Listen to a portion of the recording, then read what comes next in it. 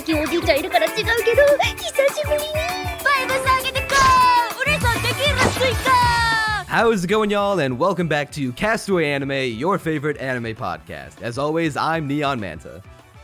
And I'm Crunchy Bagels. And we're very glad that y'all joined us on this episode number 111 of the podcast. Today's Catch of the Day features Dandadan episodes 10 through 12 and Mecha-Ude episodes 10 through 12. And as always, if you enjoy the podcast and want to hear more of our objectively correct takes, registered trademark, then be sure to subscribe to Castaway Anime here on YouTube and follow us wherever you get your podcasts so you never miss an episode of the best anime podcast. Crunchy, how the hell are you? I feel like you missed a part of the intro where we mention it's our last episode, kind of. Oh, what was that? That's pretty important. Crunchy, why are you dropping this on me out of the blue? Oh, what? You didn't know? You're quitting the podcast? I was telling it... look, I was shy, right? I was shy, and I didn't want to tell you up front. I mean, so it's I really sent it in the uncool form of a you're riddle. dropping on me now and like when we're already in the middle of recording. Look, I thought you knew. Like a heads up months in advance would have been very cool if this is what your feeling was. Yeah, I mean, I sent it all the way back in like September. Look, I scrambled it a little bit so that you had to decode it because I'm a bit of a tsundere. I didn't want to tell you straight up. I thought you knew already. Yeah, but yeah, that's enough of this bit. Yeah, this is the last episode of Castaway Anime. Kinda, sorta, not really. We're going on hiatus. Yeah. Indefinitely. We're testing out a certain amount of time. We'll see where the wind takes us. Yeah, we might have something special planned for the summer of this year that may or may not come to fruition. We're still working out all the kinks for that, but until then, aside from the seasonal podcast, which we'll continue to do, because y'all love that so much and is the most looked forward to thing of the podcast, with the regular episodes like these will be on indefinite hiatus until further notice, which may be summer, may be longer, but aside from the seasonal podcast, Castaway Anime is going into hibernation. Rest in peace. It's appropriate wording because it is cold as balls all across the country. But hey, we probably made it longer than Khantehnt, so... I think we did unironically. Yeah, unfortunately, and I'm very pressed about this, the podcast did not end with me transitioning and then proceeding to tour the country in a caravan. Hey man, give it time. We still have the summer. We still have summer. True. Then it'll hit even worse then when I'm like, all right, man. Look, Neon, we had a good thing going, but I gotta go smoke some weed. Sorry, man. It just calls me. It's my calling in life. It's my calling in life. Man, Jiji really did act like that was their calling in life, huh? Bro, made it so much of the personality. Digi. I mean, hey, there's an upside to it. Digi is now trying to reform herself from weed. I, for some reason, happened upon one of her more recent uploads, and she briefly mentions that, and I stood up and clapped. I was like, thank God. Maybe now their content will finally be good again. Who knows? Or is that ship sailed for you? Why we'll never get into weed. It hasn't sailed entirely. If Digi made good stuff again, I would be there to watch it. But Digi is the best anti-drugs messaging imaginable. She made weed look lame as hell. That's all I'm gonna say. She made it look unimaginably. There was a time where I was insanely jealous of the lifestyle Digi was leading. But before the transition. I mean, she just got to essentially had the option of doing nothing all day, which is awesome. Well, yeah, I want to be. It was specifically, peak Digibro when he at the time was just living with his. Was it a fiance or a wife? Did they actually get married? May? They never got married, but she referred to her as wife because they were engaged. Okay. So technically fiance. Yeah, just living with the fiance, watching anime together, getting paid to do that, getting paid to talk about literally anything. Just sitting at home making anime. I would personally do without the weed part, but like the idea of it, of just chilling out at home in the long hours into the night, just making fucking stupid ass tier lists on every anime you've given a 6 out of 10 to. Yeah, I haven't actually seen the really niche tier lists that Digi has done. Uh, I, She's really made content on everything. Like, yeah, that literally the was the most lifestyle I prolific was most YouTuber I have envious ever of. seen. Yeah, I don't know, someday I can live moderately close to that, but unfortunately I chose the path of research videos, which are is actually I realized now that I'm making more of them. I'm kind of playing YouTube on easier mode in terms of marketing, nightmare mode in terms of labor. It is so much more work than the anime reviews, I'm not gonna lie. Oh man, right? Literally sowing versus reaping. Look, man, it's more fun this way, I think. At As least long for as you're now, having until I tire fun. of it. I just hope you don't get burned out on them as fast, considering they're more work.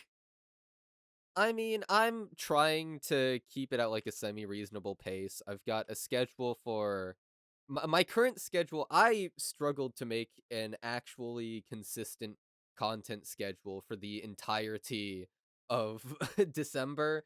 And then finally, I settled on 7.5 hours a day, 6 days a week, which for some reason unbeknownst to me, is easier to do than 8 hours a day, 5 days a week, even though it's objectively more work.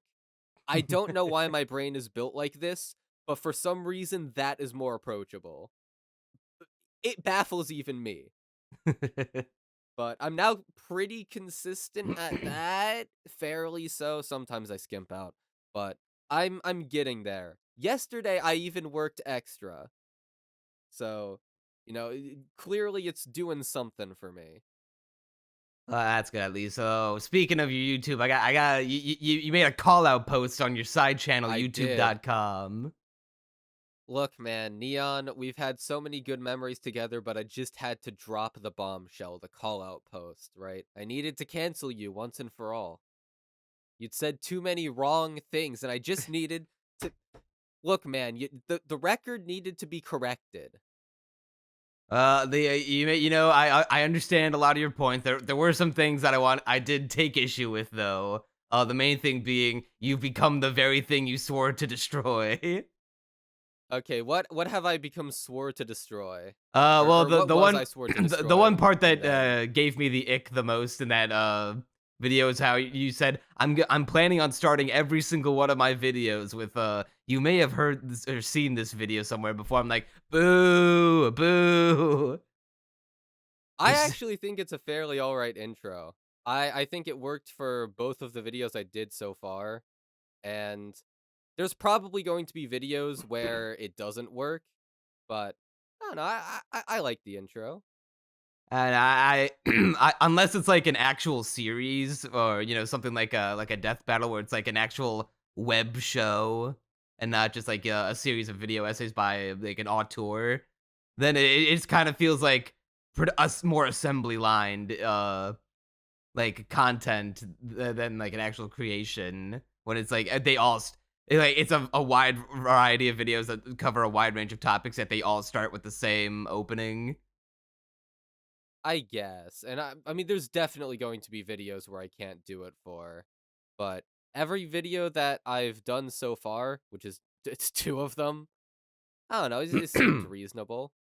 And it stung all the most because we've both made jokes like about how all Mr. Beast videos start with I took 30 people's livers and now they all have to scramble in Squid Game 3 to get them back.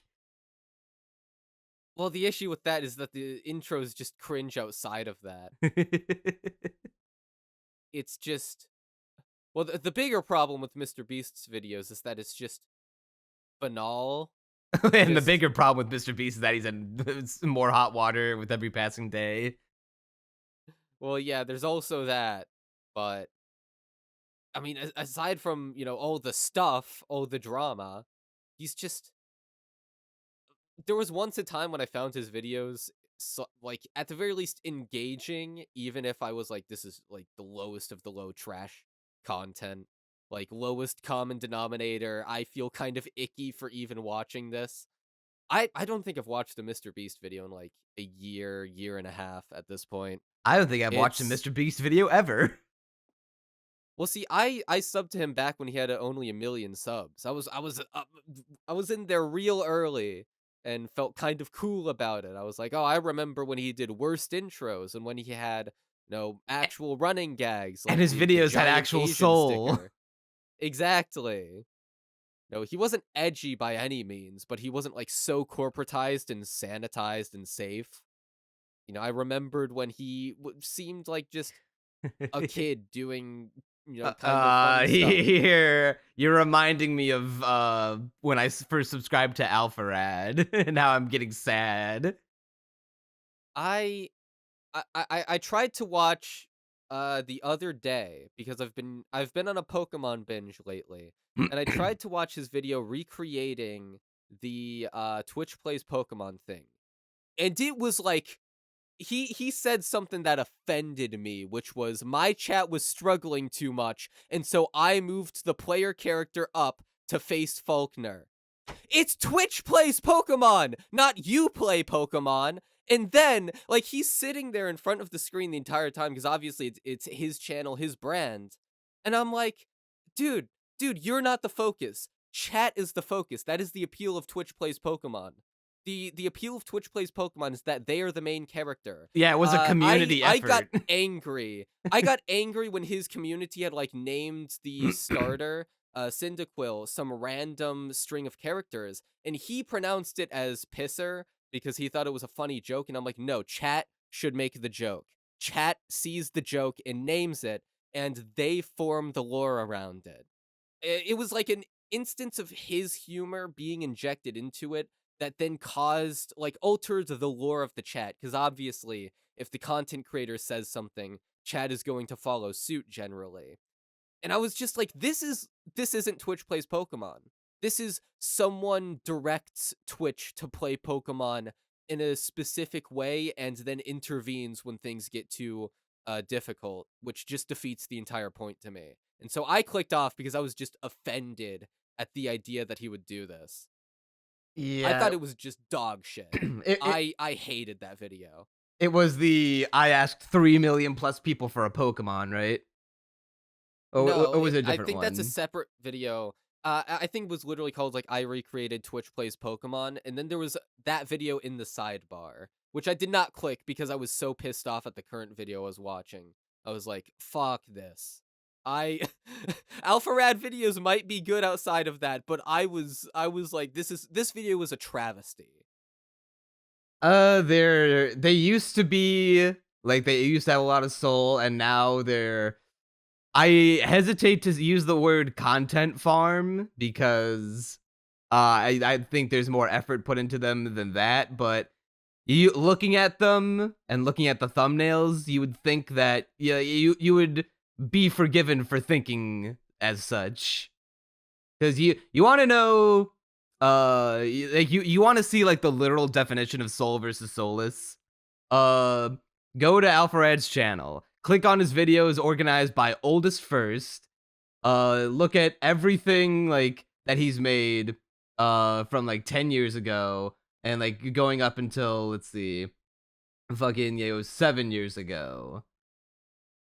And you just see how like there's so much soul, there's so much variety. It looks like this came from an actual person who wanted to like create something.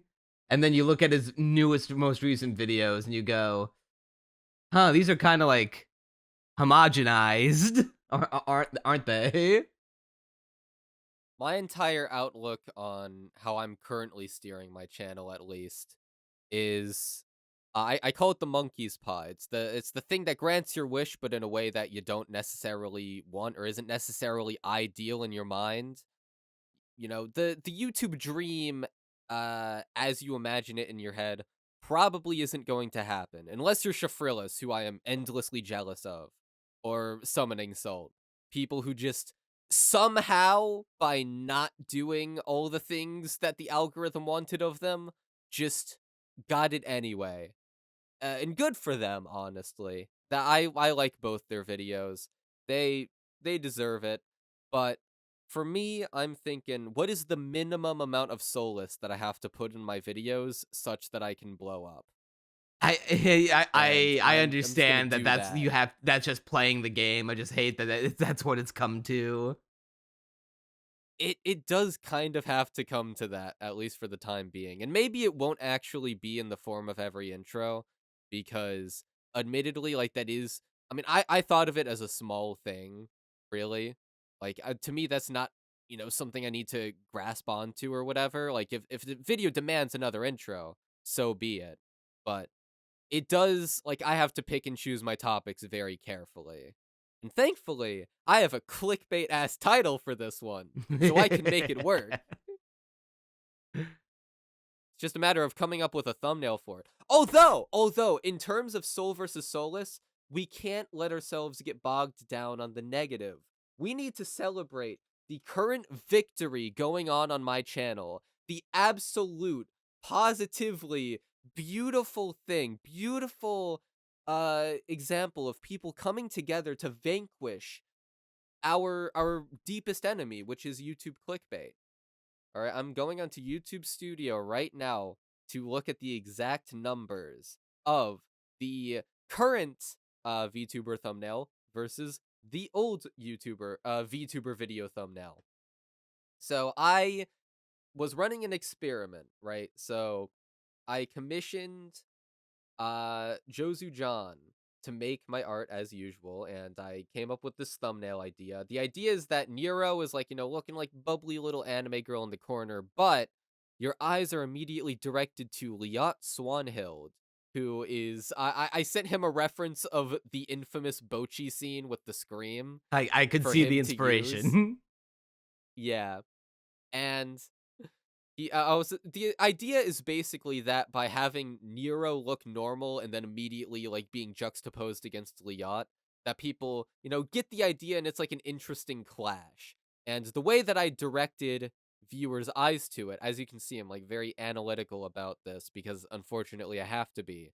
We tested a bunch of different designs for the background. At first it was just empty. Then I was like, all right, there needs to be something here. And I initially gave him a concept. I could probably show you it. It did not turn out very good, in my opinion. But let me just go through my files, if they will fucking load. Where is it? Where is it? Oh god, it's buried. Where? Okay, there it is. There it is. Wait, how far down is it? Alright, so... We're losing Alright, them, I found Crunchy. it. We're I found losing it. them. So here is the mock-up, and then I'm gonna get you the actual file that he sent me. So yeah, it's this and that. And in my opinion, like the effect around Liat is kind of cool, but it doesn't draw the viewer's eyes enough. It looks kind of clunky and low detail and overly simplistic. And it just doesn't have, the same level of like I am immediately attracted to Liat on the other side of the thumbnail. Mhm. Because the idea is that if your eyes are drawn to Liat, you'll inevitably just take in the entire thing and like realize what the story is supposed to be in there. So eventually chose that effect, which I got from Wolfie Glick, who's a content creator I've been really into nowadays. But on to the victory part. The old thumbnail, 25% of the watch time comes from it. You'll love to see it. Compared to the 39% of the thumbnail where Nero's eyes are open, I actually did a test where I had Josie make one version, because he initially drew Nero to have her eyes closed. I was like, Well, if she has her eyes open, that's going to draw viewers' eyes more, inevitably. And so I made 2 versions of it to directly compare, just to verify what I already kind of knew, and the results don't lie. Eyes Closed has, despite being an identical thumbnail in every other regard, it has 3.2% less average watch time. So, although it's a slim margin, in the end, it's better to have her eyes open. The more you know. It's funny because like every time I go to your channel, I still have never seen the VTuber video with the new thumbnail. I keep seeing the old one. That's sad. It should be the new one. No, Because yeah, it's I'm on your channel right better. now, banned for racism. I hate that thumbnail so much. It's You might disagree with genuinely. me. I still think it's better. It communicates more what the video is about. It doesn't. It really doesn't. Because it's deliberately not what the video was about. It's a bait and switch. I mean, she was banned for. She was in fact banned for, I mean, technically not racism, You can't call it Holocaust clickbait. denial, but, you know. True, but also it looks like a Turkey Tom or Sunny V2 thumbnail. And it's just, bleh. I mean, Also, the bigger issue it was technically that a I was, success. it was technically a success. I just like this successful thumbnail more. But uh what I will say is that the far bigger issue with this thumbnail, like why it needed to change so bad. I mean, first of all, I wanted to demo whether drawn thumbnails could even work, because I want my branding. Unfortunately, I do also have to think about this. The branding has to be somewhat consistent, and so like that, thumbnail with the ban for racism, just it doesn't feel like the same guy made it. It really doesn't. And that's because when I made it, I laughed at how bad it was. I literally thought like this is the worst thing I've ever created. And it doesn't feel like it matches the vibe of everything else I've made.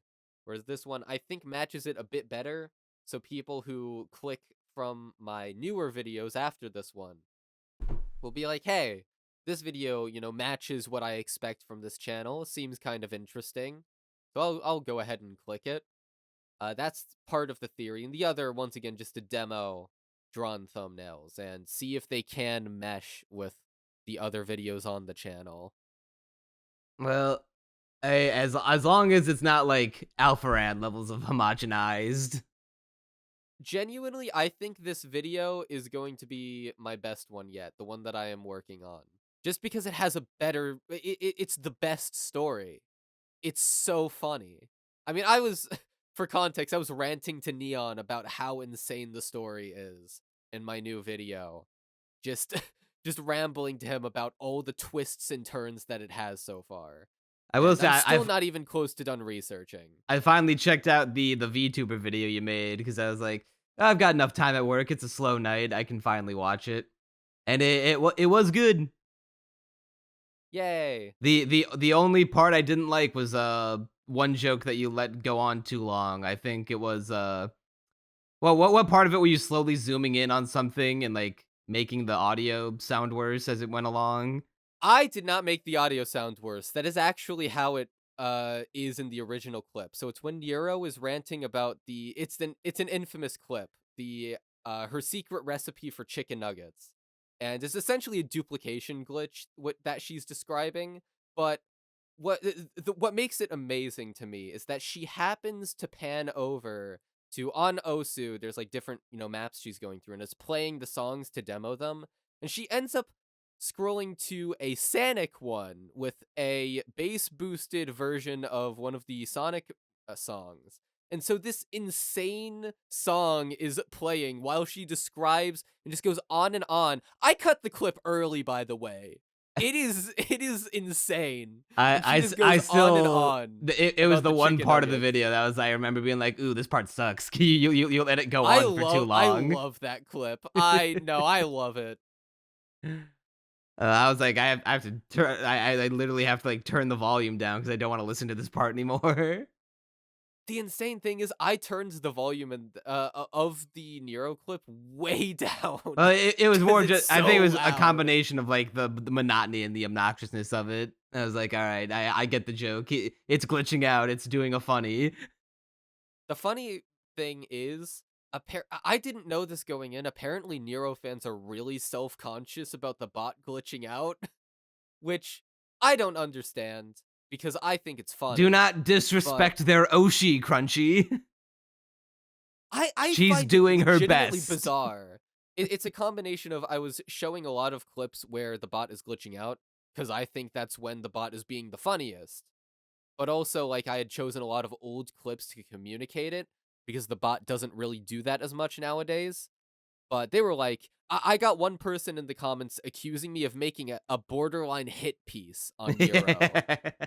And I was like, I tried to explain to him, I tried to reason with him. I'm like, dude, It's clearly not a I hit like piece. Nero. It's a history piece.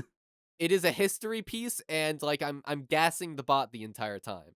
It's the only AI project aside from Glorb that I actually like. And then, in response to it, he just said, like I think 2 years old or something like that. In regards to like how old the clips of the bot glitching out were, and I was like, there's no getting through to this person. It's impossible. It's they just wanted me to gas the bot the entire time. Even though, like, okay, I get that Nero fans are also self-conscious about the Holocaust incident. That is what your bot is known for. Like, for better or for worse, that is what people know Nero for. That is all I knew about Nero before making this video. Like, I feel like that's the angle I have to take. Because that's what everyone is going to immediately think when they see Nero. I will also say this about Nero. What do I think about the Antichrist? I don't care much for Satan, but I'm pretty sure he's proud of me. It's unironically one of the hardest lines I've ever heard. I had to include that. It goes in the Sano style. Like, imagine a fucking like shonen villain saying that shit. That's actually raw. But yeah, overall, I mean, I think the VTuber video is just kind of okay. Because I think, honestly, I think it gets worse as it goes on. No, But I liked it. I will thanks. Maybe it was.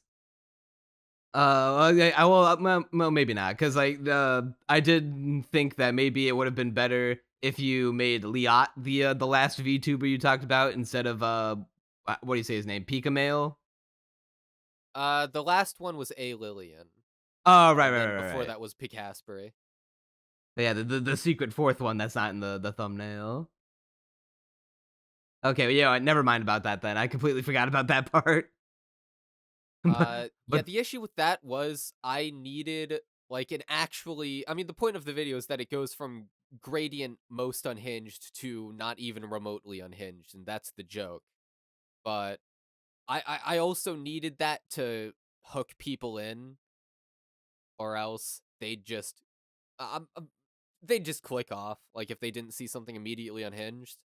Although, funnily enough, it got hard pushed to Nero fans, so you see like a giant spike in retention around the Nero bit, and then like a hard fall off in every other section.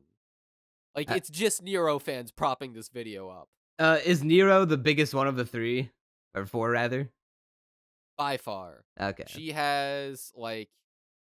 she is literally the biggest indie VTuber, one of the biggest VTubers in general, and has, like, 300k subs on YouTube, way more followers on Twitch.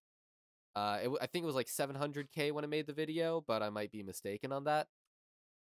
And, yeah, like, she's a sensation. Yeah, you know me. I do not watch VTubers at all, so... Which is ironic. I actually think Nero is, like, genuinely pretty entertaining. Which is ironic because I'm trying to not be a VTuber, a PNG tuber at least. At least on Twitch when I stream. Yeah, I mean, I guess I'm technically a PNG tuber or VTuber now. You know what I never thought about until just now? How come we call them VTubers, yet they got their start on Twitch? Because V Twitchers doesn't really have the same ring to it now, does it? It doesn't, but why do we gravitate towards Tube if we're VTubers were like big on Twitch before YouTube started doing streaming for real, right? I mean, they've kind of always been big on Twitch, and then I mean, it's only recently that they've started branching out into YouTube more, as far as I know, but I'm not super big on VTuber news regardless. Actually, the weird thing with that video is that it was solely VTubers that I had known about before doing research, and then I'd wasted probably a week of time total trying to find someone else to talk about. And most of them, well, actually, Nero, that was the most fruitful one. That was the only one that I didn't know the full context of before going in. But for the rest of them, like everything I said in the video, I kind of just knew going in, and just had to like rewatch videos to, re-verify it and be able to quote stuff and whatnot. But then I had spent like multiple, like upwards of a week probably, just looking for other VTubers to talk about, and I came up with nothing. Like the closest I got was Midas, if you know who that is. I mean, I know Nope. you don't, but maybe people in the audience do.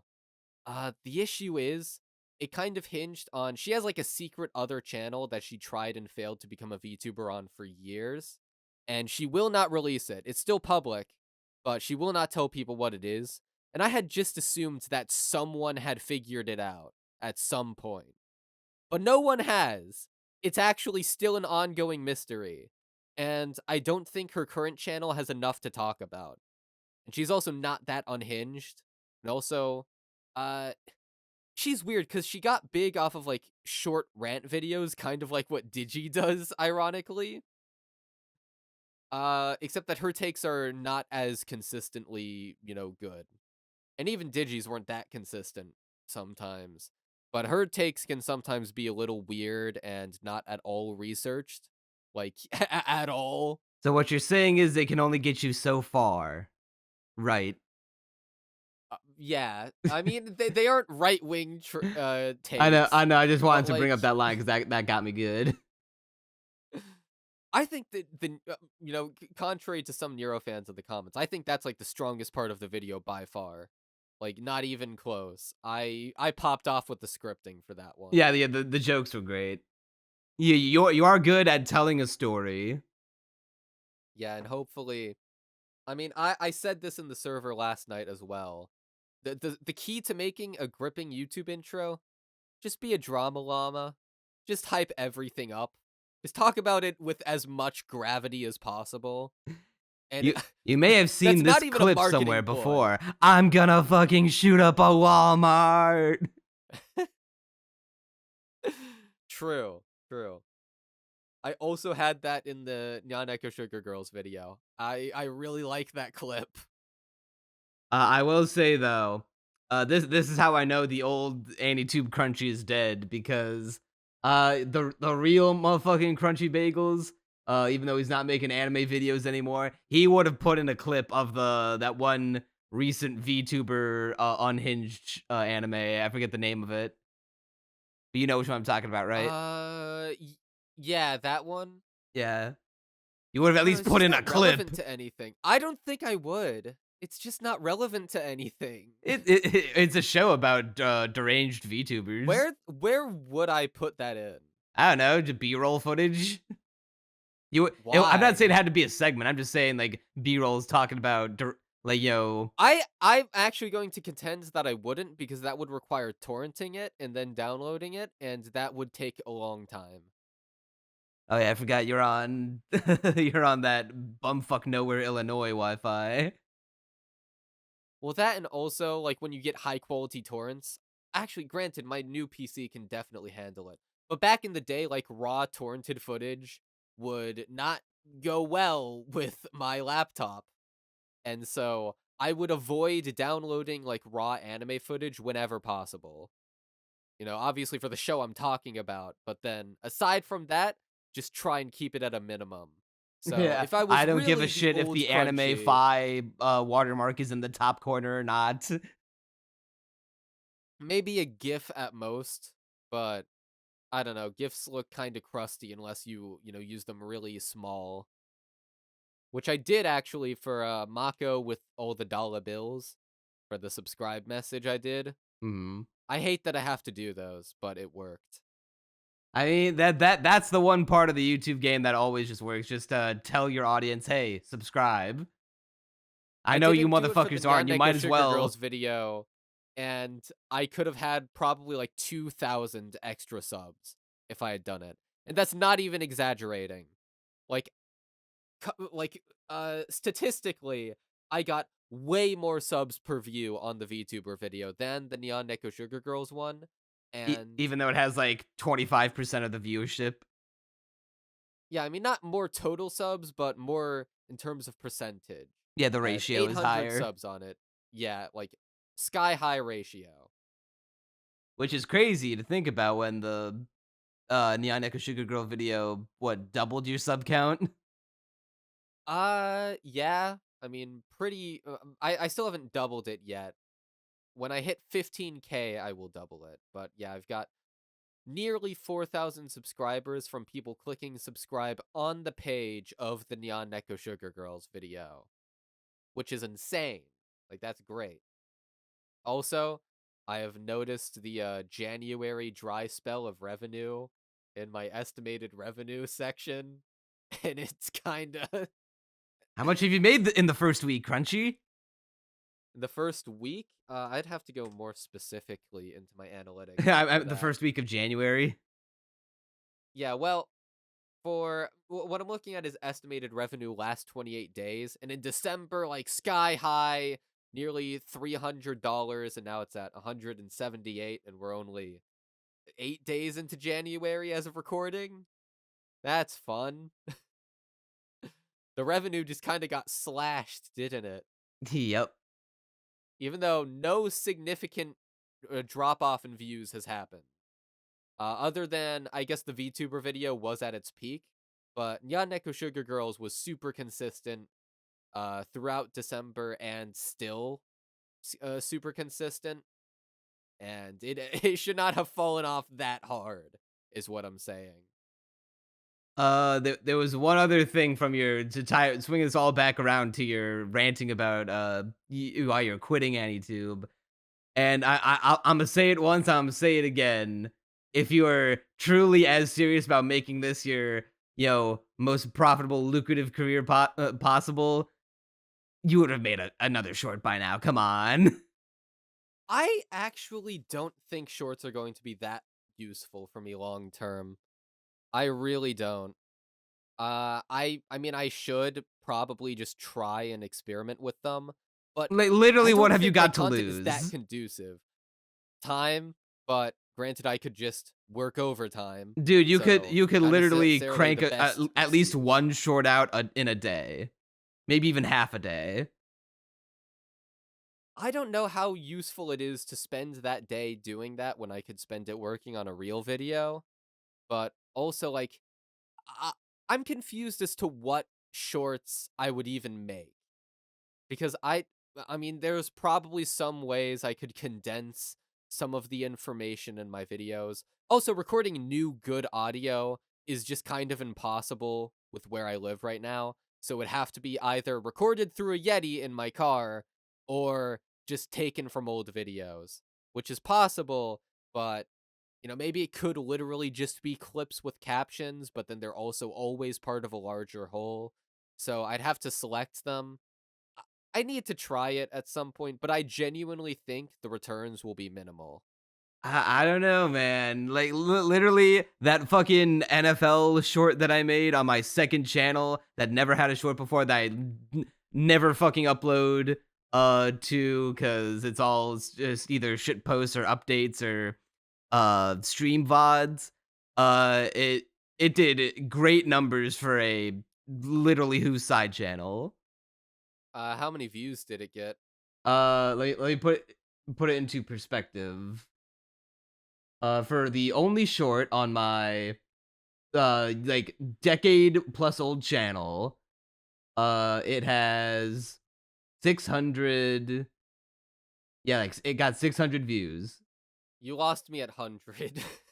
Okay, you have to put it into perspective, Crunchy. I'm a literal fucking Who channel with 100 and I had like Now, shorts are such a 140 something separated subs at the algorithm time. that It I'm got me like actually 10, at least 10 subscribers. the algorithms are so separated that genuinely I'm playing on the same playing field in terms of shorts as your side channel. Like, that's not even a joke. And No, personally, like I think I've you're gonna gotten a get short recommended popping more off because before. you have a higher audience. Well, I've actually had a short kind of pop off before, and it did nothing for me. Like, literally, like, borderline nothing. It got It was the no growth Onimai short. whatsoever. I'd have to check the exact statistics, but, like, obviously it doesn't make money. It made me, like, probably a cent off of, like, a few, I'd say, like, 20 or 30,000 views, but I'd have to check. Let's see, shorts.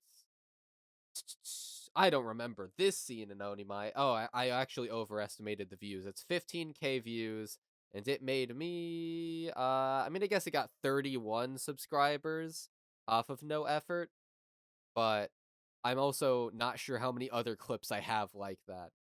I mean, I guess I can try it. I can probably try it today or something like that, Like but there's definitely no harm in trying. And I think there is a even if it little harm in doesn't like trying. work out Just as in well terms of, like, as it time I'd could, use. I mean, once again, granted, I can just work more, but I don't like doing that. I'm lazy. I mean, I would think it'd be a worthwhile investment of time, at least for an experiment. I can experiment. I surely can experiment. Do you have any clips that you think would make a good shorts, though? Um, Off the top of my head, just like off the dome, because I'd have to rewatch your new recent videos. I could probably find one. At the very least, I could definitely clip one together to make it work as a short. Well, part of the issue is I also have music in the background, which, granted, I can just fix by going into the timeline directly and just taking out the music, adding in a new music track. But I don't know. I mean, I guess I can, you know what? I can set, because I'm already spending so much of the time I would have spent researching today on this podcast, I can probably just try a short, and then that'll take like most of the rest of the time I would have spent working. Yeah, you just gotta remember to like upload it at peak shorts hours, which is like noon into like yeah, the prime upload times are like between like what, noon and 3 o'clock.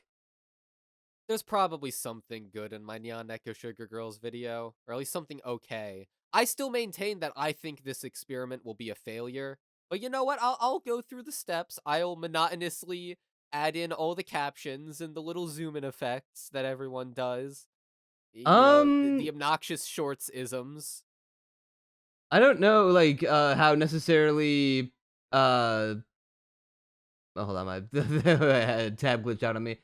Even captions, I don't know, like it might help. Like I have to like show you a bunch of shorts that I've been seeing recently. But yeah, I guess For captions full would do disclosure, I do more. not watch shorts, so I don't. If the meta has changed, I am unaware. Last I checked, it was just captions and constant zoom effects on those captions, and just mind rot, basically. Oh yeah, they're up to 3 minutes now. Oh, that's a lot more room to work with.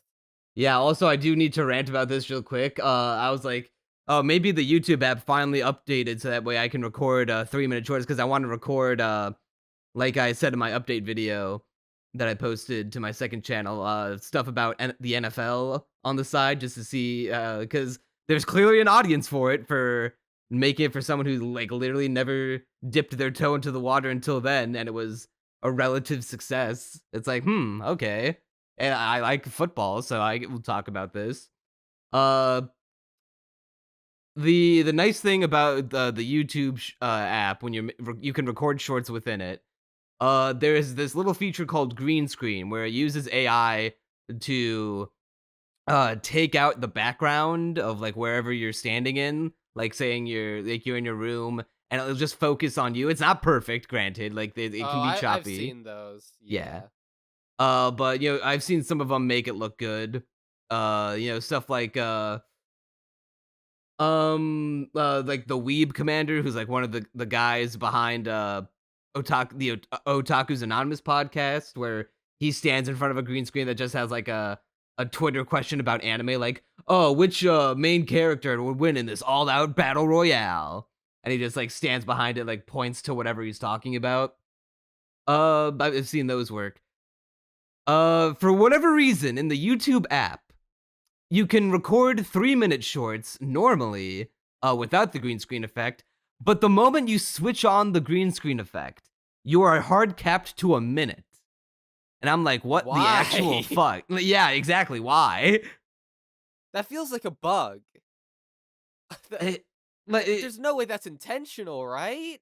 It's either a bug or it's intentional, because why would you limit it? Is it like, is the YouTube app taking up so much processing power, green screening the whatever room I'm in, the background out of my recording, so I can put in whatever image I want to talk about it? Is it taking up so much power that I can't do it for up to 3 minutes at a time? That seems like that seems implausible. No, hand to God, I would can pull up YouTube on my phone Well, I mean, now. I believe you when you say that that's the case, but it seems implausible that it would take so much. I mean, processing power would be from. I don't know, like. I guess if it's like all on like the same server or whatever, maybe, but I Yep. don't know. It can only let me change the limit from 15 seconds to 60 seconds when I have the green screen on. But the moment that I take it out, I say, you know what? No green screen. 3 minutes. It let me go up to 3 minutes, and it's so dumb. Yeah. Basically, what I'm saying is YouTube Shorts is a travesty, and I hate them. But I mean, maybe I'll reluctantly get into. I do need to do the experiment. You're right on that. I don't think it's a very worthwhile experiment, but maybe it'll surprise me. Come on, you and I both know that shorts are the meta of YouTube right now. That, Shorts in are the addition meta to if you have a that certain and audience. 3-hour plus long videos. Well, the issue is that once again, it's about what your audience will be and how active those subs will be. Because the shorts on them, on their own, they don't make money. So it's purely, exposure brownie points that you get. And if you get an audience that is brain rotted and made of toddlers who will not watch any of your longer videos, then you've just wasted time and given a bunch of dead subs to your channel, which is actually going to harm it in the long run. So be careful about what shorts you make. Yeah, that's fair.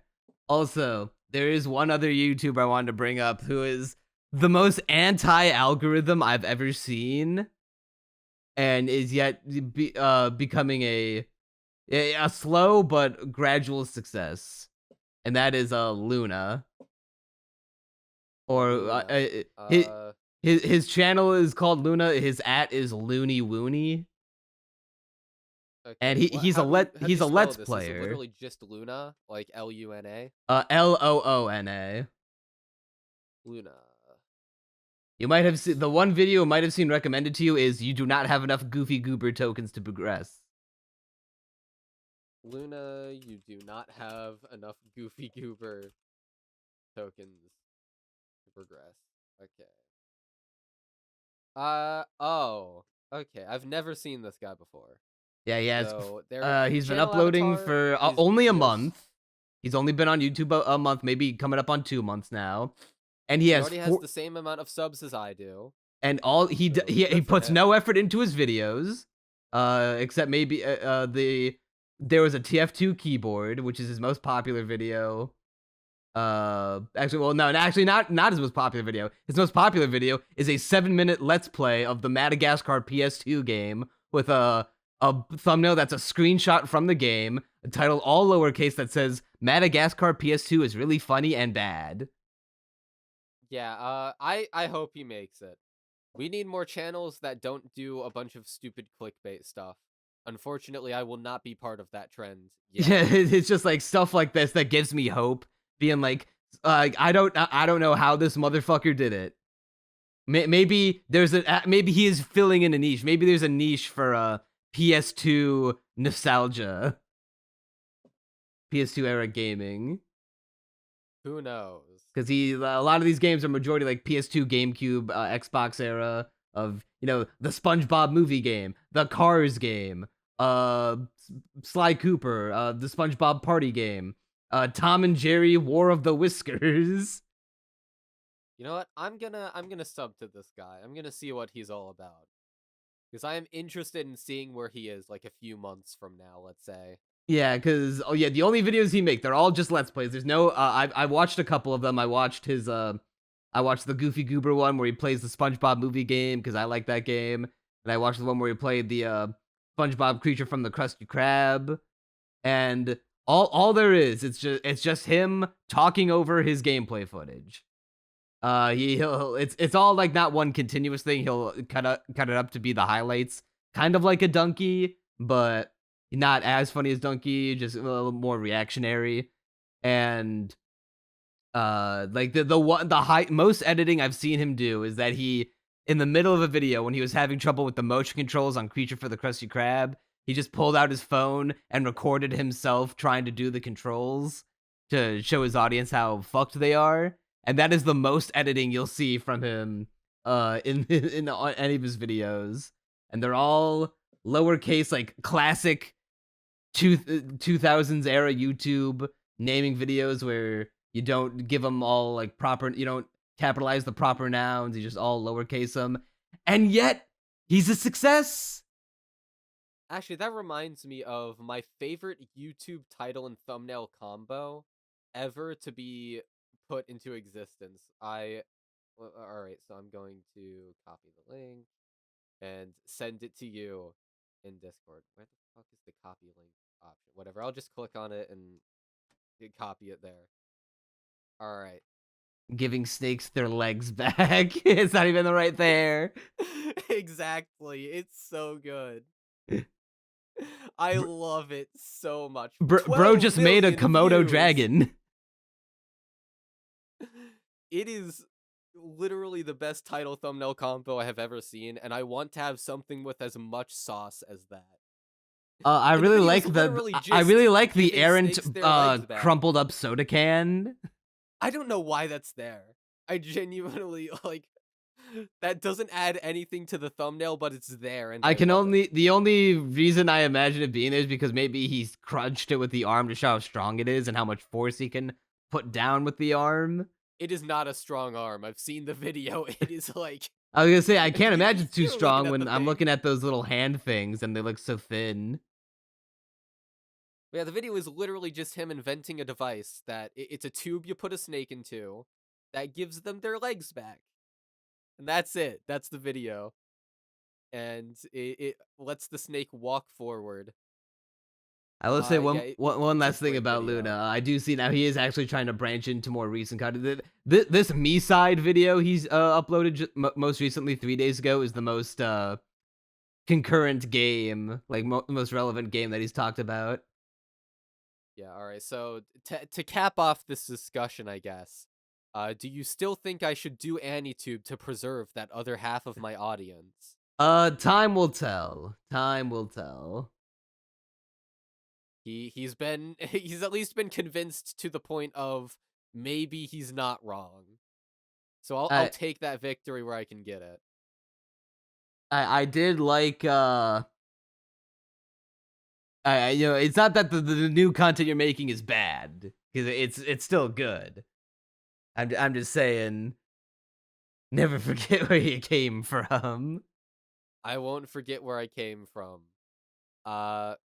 Don't worry. I mean, you saw the end of the VTuber video. If I'm getting to the point where it's like completely soulless, I'll just like it'll be a real job at that point, and then I'll just I don't know, find something probably more profitable. Let's be real. OnlyFans. Exactly. It's not too late to become the femboy you're always destined to be, Crunchy. Yeah, I mean, I I think the next video will assuage your doubts. You know how goofy the story is. It's ridiculous. It's gonna be amazing. I'm really excited for it.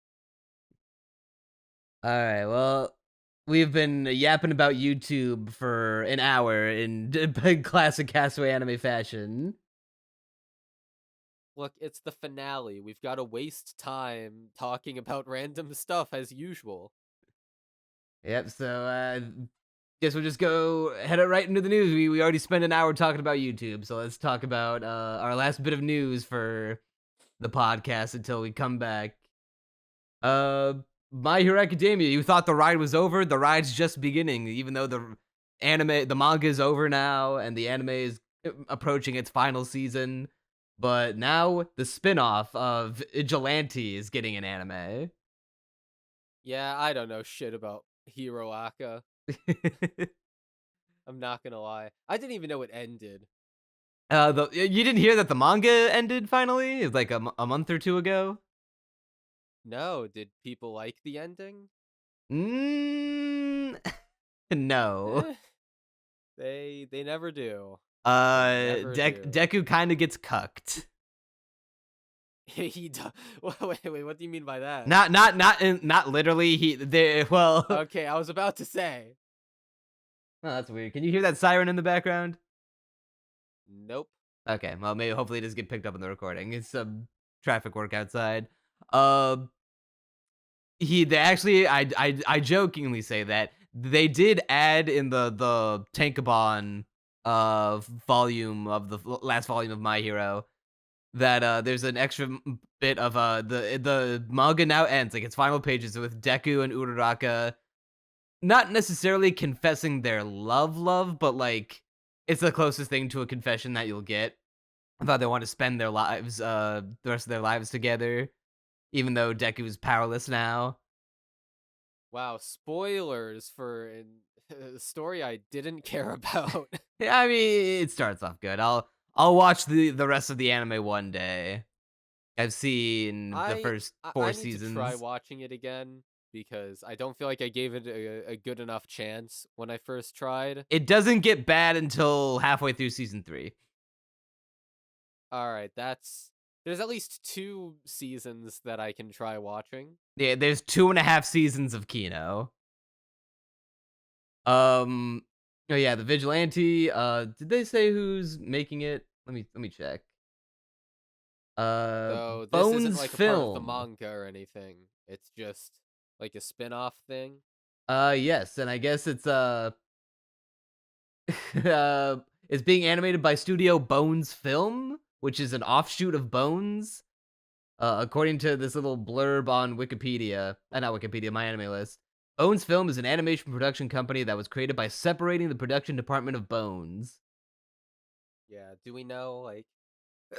oh god, I'm allergic to Hiroaka talk. Do we know anything about it other than just that it exists? And... it's coming out in spring of this year. It will be directed by Kenichi Suzuki, who has directed JoJo Part 6 and Part 3. A JoJo director, basically. Alright, that's a pedigree. Yeah. Let's see. Music by not the regular Hiroaka guy. That's crazy. Oh, that's and it's an based off of important an thing. actual spin-off manga. Okay. Yeah, there's a spin-off. It's like a prequel to the world of My Hero, because the premise of it is that before like the Hero Association was like established and superheroes were like a genuine business that you could go into, Vigilante is in the part of human society where before the association was established, the people using their quirks kind of like in a rogue way. Like, basically Batman, a lawless My Hero Academia world. And is it renowned for being particularly good? Kazu likes to gas it up for being better than My Hero, and says that the protagonist is better than Deku, which I cannot judge because I've never read Vigilante, so if I watch it, that'll be my determination, but I don't know if I'll even watch it before finishing the anime. All right. I mean, I need to check out Hiroaka at some point, so I guess now is as good a time as ever with the manga done and anime soon to finish, potentially. Yep. But now, speaking of anime that are continuing, the Chainsaw Man movie has finally gotten a proper full length trailer, and we now know the staff behind it, and it looks fucking amazing. Yeah, people have been gassing the trailer. Uh, I just realized I have not actually seen the trailer in full. You didn't actually Only like a watch the few clips trailer? from it. No, I'm doing that right now. Oh, dude, it's so good. The one bit of news to come out of it is that the previous director, what was his name? Ryu something, the one that we liked and Totolini said was bad, even though it was Chainsaw Man was like so well directed. People, I have seen some discussion about the trailer about how it's more faithful to what people think the manga, like how it should have been adapted in terms of color palette. And I mean, the art style is pretty similar in general, a bit simpler, but it does look a bit more colorful. There's subtle differences. Yeah, but how much of Uh, that is because it's a movie? I think you can chalk a lot of it up to a change in director because like there are stylistic differences in how the characters look that I can notice where it's very clearly, like, at least from what is shown in this trailer, more colorful, more poppy. Chainsaw Man is, in my opinion, directorially fantastic. And, it does well with its desaturated color palette in giving it a more gritty, film-like, realistic tone than what perhaps the manga was, which I haven't read, which is probably why we responded so positively to the style change. But this does seem to be more faithful to what the manga was with its art style. Granted, it's still very different. It's not like just copy and pasting the art style from the manga, but it harkens back to it more and adds a bit more color. Yeah, this time the movie's not being directed by Ryu Nakayama, but by Tatsuya Yoshihara, who did work on Chainsaw Man. He was a storyboard artist, he was an episode and animation director, also a key animator, but he's most well known for being the director of Black Clover and more recently Wistoria Wand and Sword. Wistoria. I feel like I should know what that is It, because I've heard it the we covered title it in the before. summer podcast. It was about the dude who had no magic powers in magic school, so he had to focus Yeah, on being that a sword one. guy, and it was like really well animated. I didn't watch that one. That's why that's why it was blanking on me. Ah, you cuck! You missed out on a good first episode. I haven't seen the rest of it, but I've heard it's good. Yeah, so it seems to be in good hands. I'm dreading the conversation when it comes out in its peak, and then Totolini's like, see, it's good now. The director was a hack all along. Yeah, I was curious to see what Ryu Nakayama has done since Chainsaw Man. It's mostly little things. He storyboarded and directed the opening of if you'll remember Protocol Rain, that one anime from fall of 2023 about the kid who was into like competitive gaming in a cyber cafe. Oh, that anime sucked.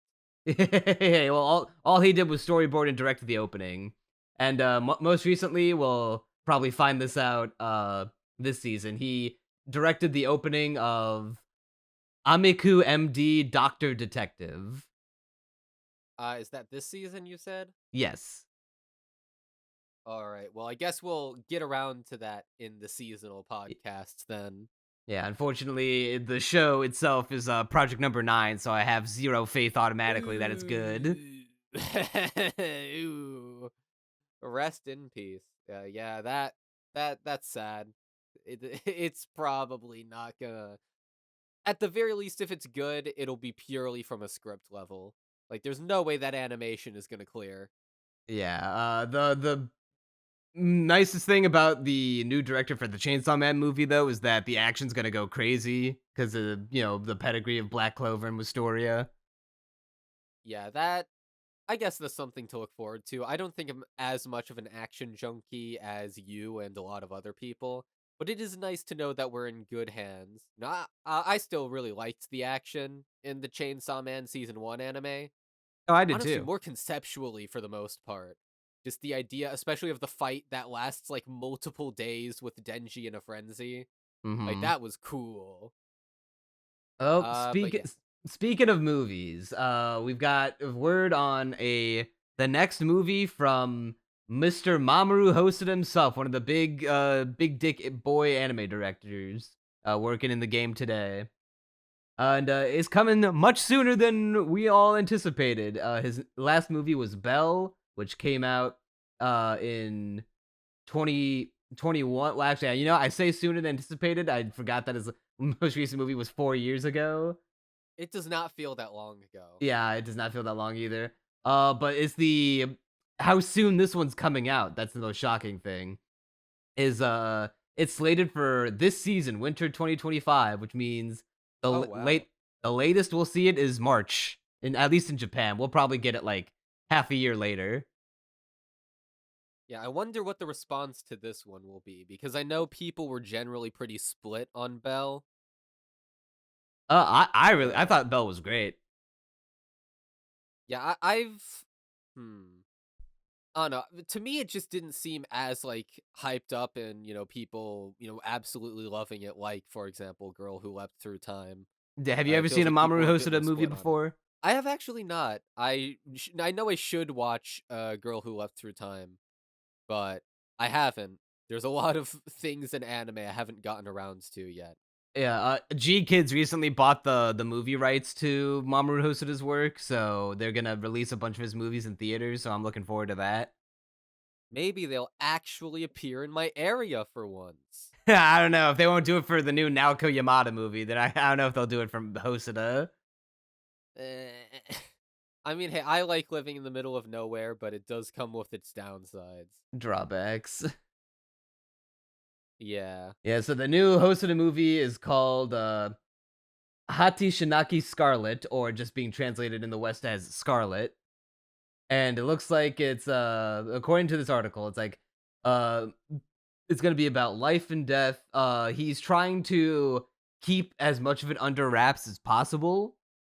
Kinda like how uh Ghibli did for Boy and the Heron, and trying to that there's no trailer out. There's just a teaser image of the main character, who's this braided warrior woman with a sword and a cape.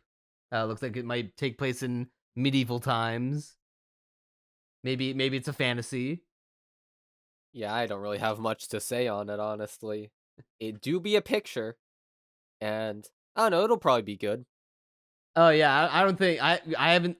I think the only Mamoru Hosoda movie I've seen is I've seen Belle in its entirety, and I've seen most of Wolf Children. Is that what it's called? Wolf Children? Yeah, Wolf Children.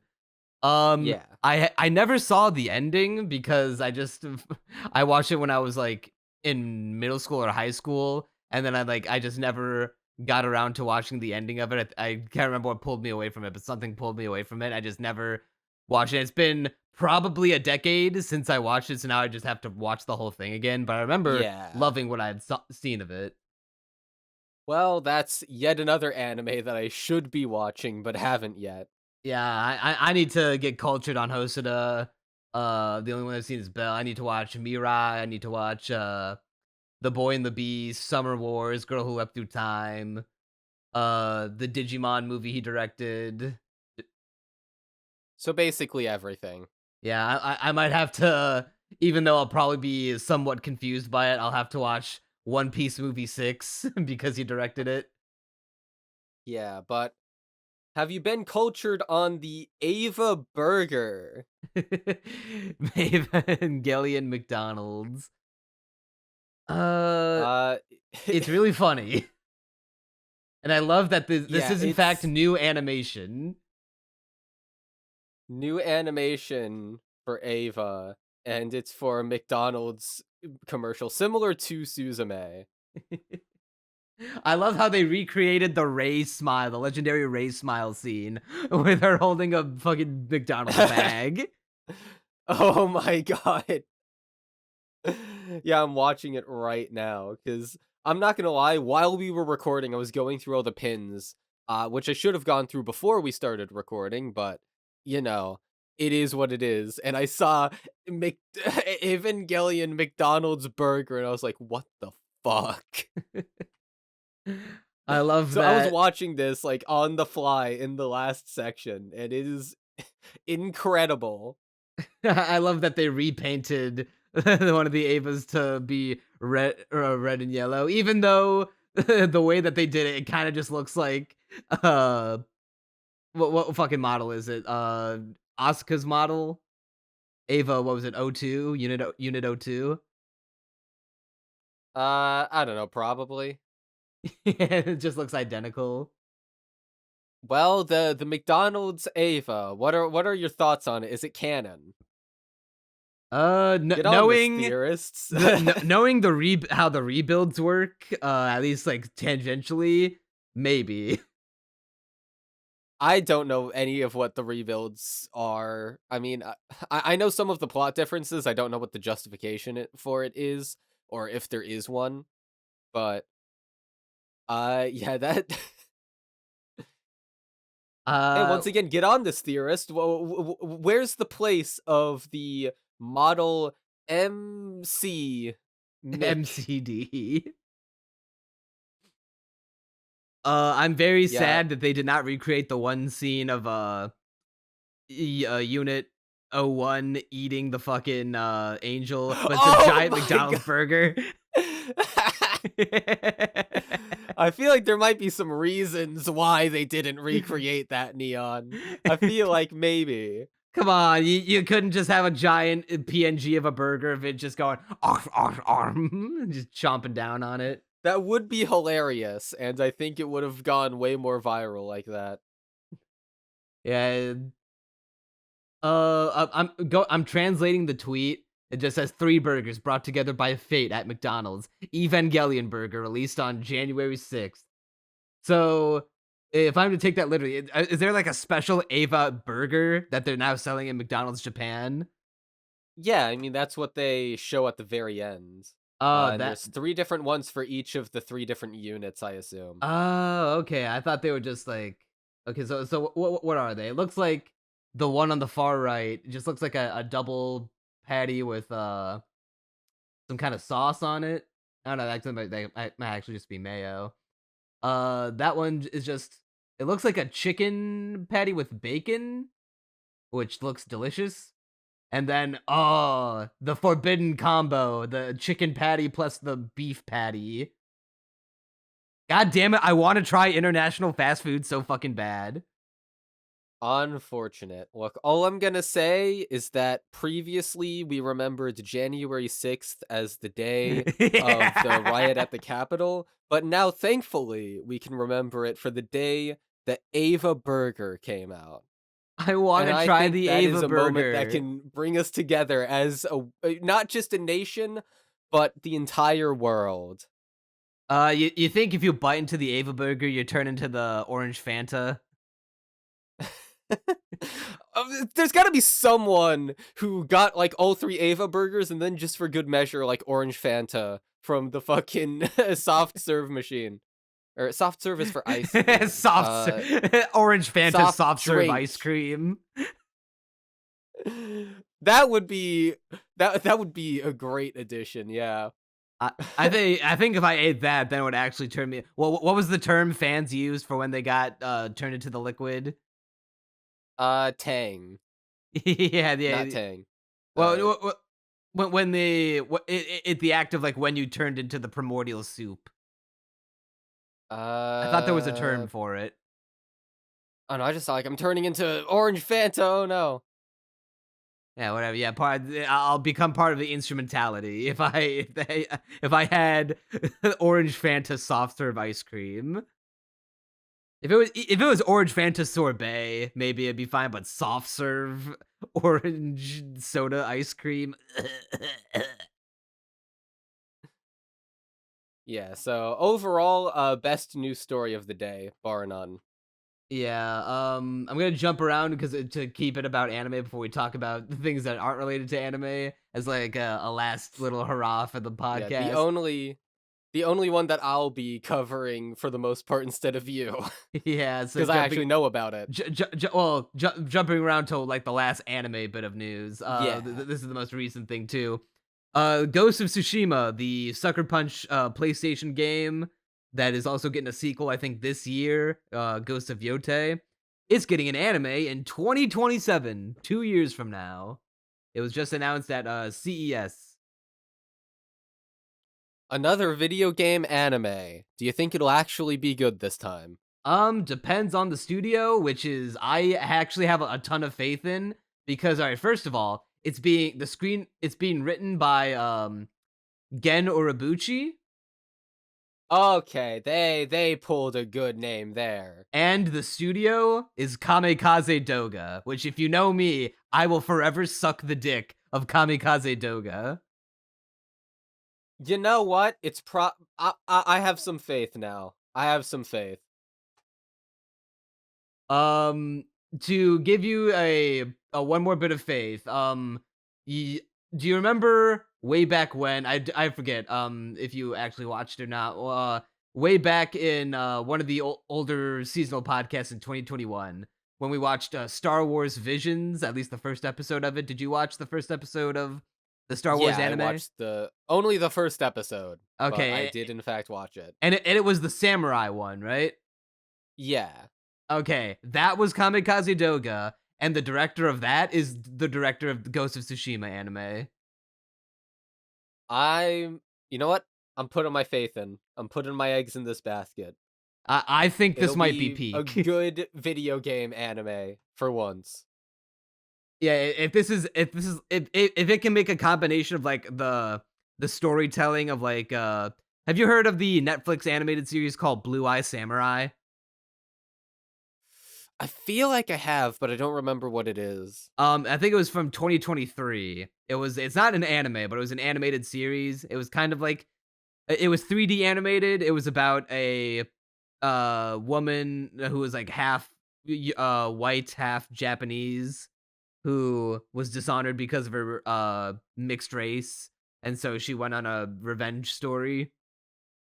All right, what does that have to do with it? Okay, I was just gonna say if it can combine, if this show can combine like the storytelling of like Blue Eye Samurai with the animation and direction of that samurai Star Wars Visions short, we might be in for kinography. I'm holding out. It might in fact be peak.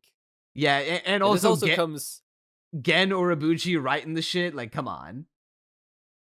and this is coming in the middle of a video game TV show anime sort of revival, because just recently there was the one with a bunch of different video game characters coming from the people who made yeah. Love, Death, and Robots. Oh yeah, Secret Level. Secret Level. I They had the Concord episode. yeah. I haven't watched it yet, but I've heard that it's mostly pretty good. There were a couple stinkers in there. I've heard that Concord's episode is one of the stinkers. So I've also this is the biggest story out of it for me was that Microsoft said no to an episode that would have crossed over Master Chief and Doom Guy from Halo and Doom. I did see that. And it's like, do you hate fun? Like, I know nothing about video games, and even I was like, are you stupid? Crunchy, why not? As someone who I know for a goddamn fact has never touched Doom or Halo and knows like basically nothing about either games, like story or characters that much, would you how interested would you be in like just jumping straight into that episode of Secret Level of watching the Halo X Doom Master Chief X Doom Guy episode?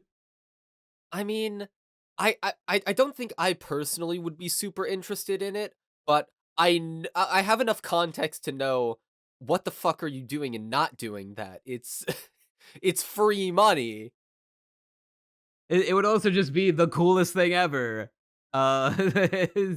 Master Chief and Doom Guy are like the icons of Space Marine, the FPS, power fantasy dudes. Yeah, overall, Microsoft, what are you doing? But that's a bit off topic, to be fair. Yeah, it's a little bonus news story to throw in there. So now we're gonna jump into a story that you know more about than I do, because I haven't done enough research into this one.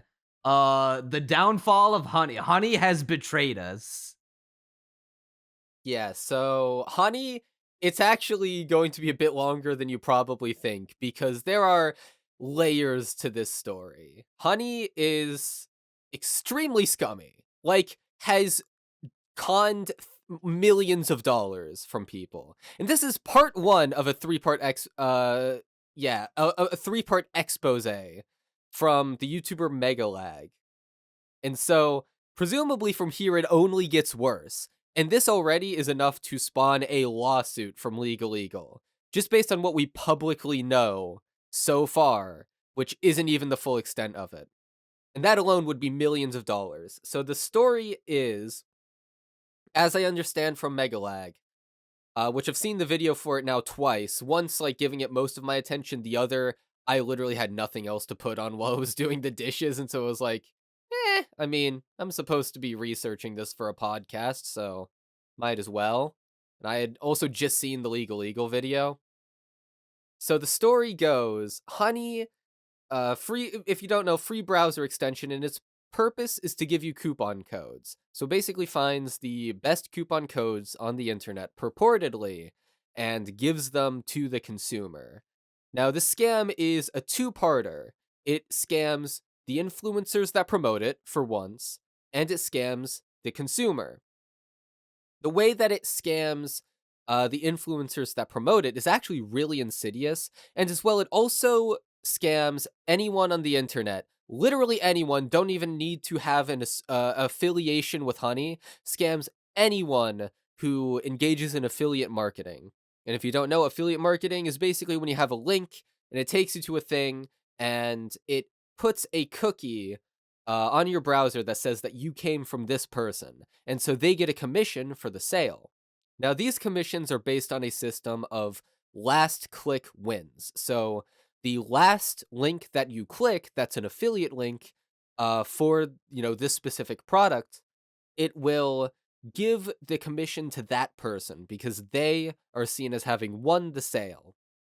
And this is the primary system that is used for affiliate marketing online. Now, what Honey does is right before checkout, it says, hey, we have a coupon code for you. So, of course, you click and sometimes it does, sometimes it doesn't have a coupon code for you. Sometimes it searches and says, got nothing. But either way, what it does is it goes into the cookie data and replaces the affiliate link from the person who you had clicked to get there with Honey. So they steal the commission from the other person. And that's how they make their money. And so they're essentially robbing anyone who, you click the affiliate link of in getting that last click.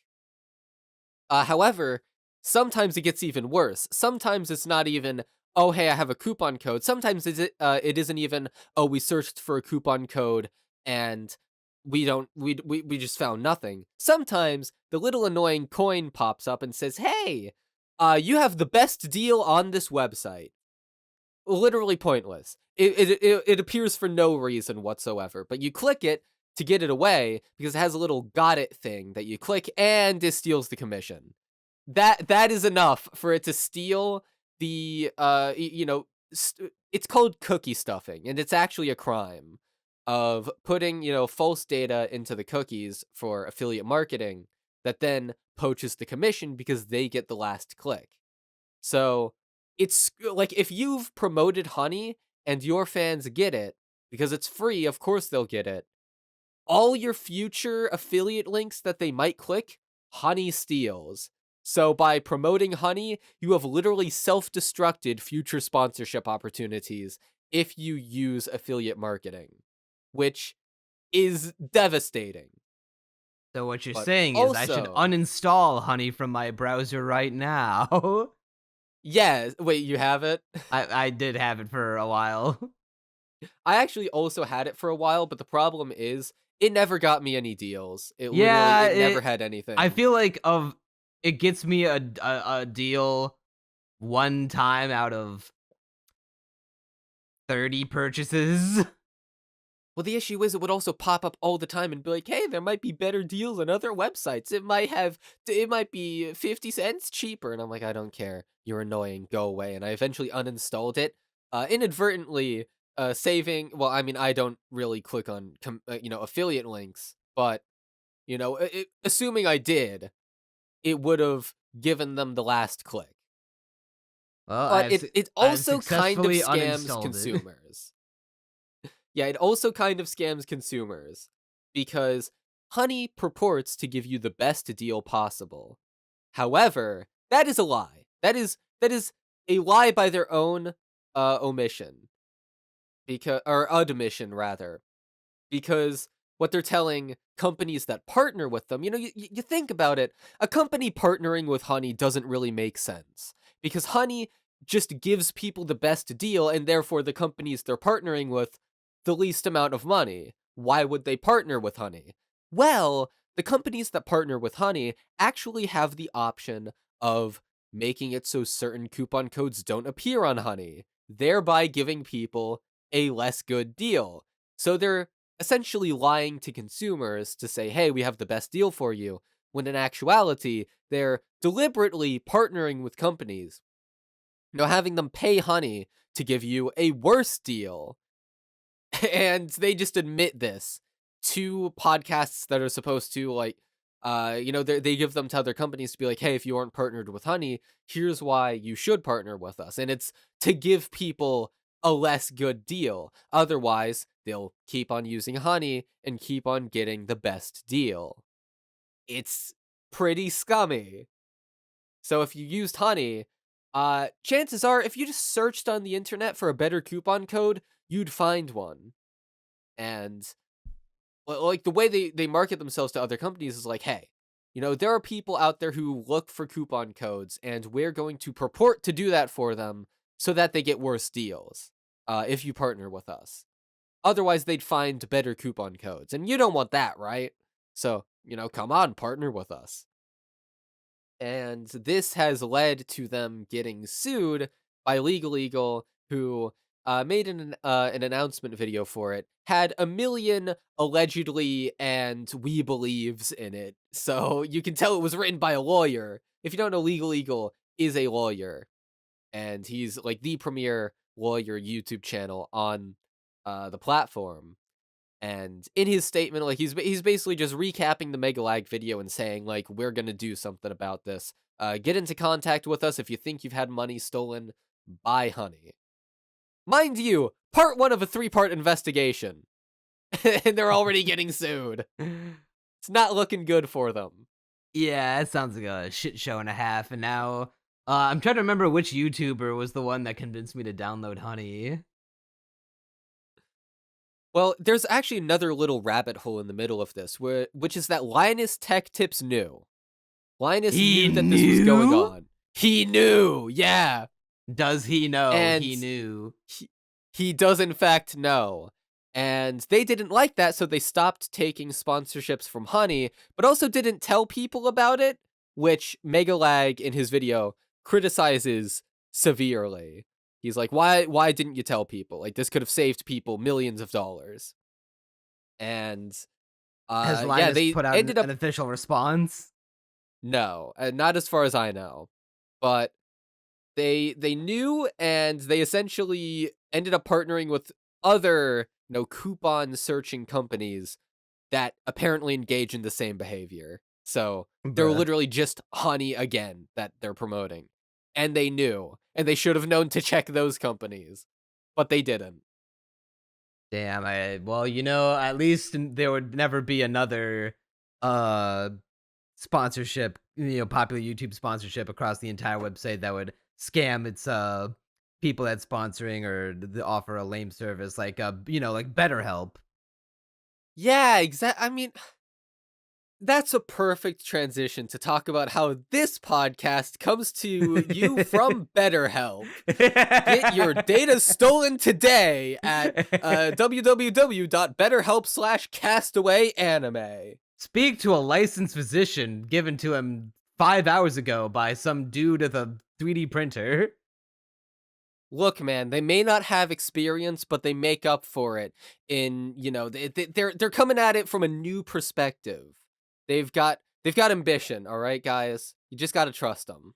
They're the idea guy. They may not have the years of experience, but what they do have is enabling us to steal your data and sell it to advertisers. And at the end of the day, isn't that the best help of all? To the advertising companies, yes. I'm actually not sure if they sold it to advertising companies, but I know they did, distribute people's data for a profit. I thought the scam with Sensitive BetterHelp data. was that the people that you were supposedly being assigned to were actually not, actual therapists. That's also part of it. They aren't therapists, and they do shady stuff with your data. I haven't looked into it too much, but I know it's an overwhelming problem with BetterHelp. Oh man, if fucking Gamer Sups is not goes down the tubes, it's over. This just in: GamerSups uses child labor for their products. That's not it's a bit. It's not true. Not verified. I'm not sure. We have to uphold the last bastions of YouTube sponsorships. We got to uphold Raycon, Squarespace, Factor. Yeah, I mean, at the very least, Raycon, they're controversial, but at the very least, they're not a scam. They're just not a good product. Unless you want to sponsor me, I mean, then Raycons are awesome and you should buy them. But, I have audiophile adjacent headphones, so I don't really need Raycons, which are much worse. You don't need. What are you talking about? The Raycon Everyday E25 provides ample listening hours, increased bass. Yeah, increased bass is an understatement, Neon.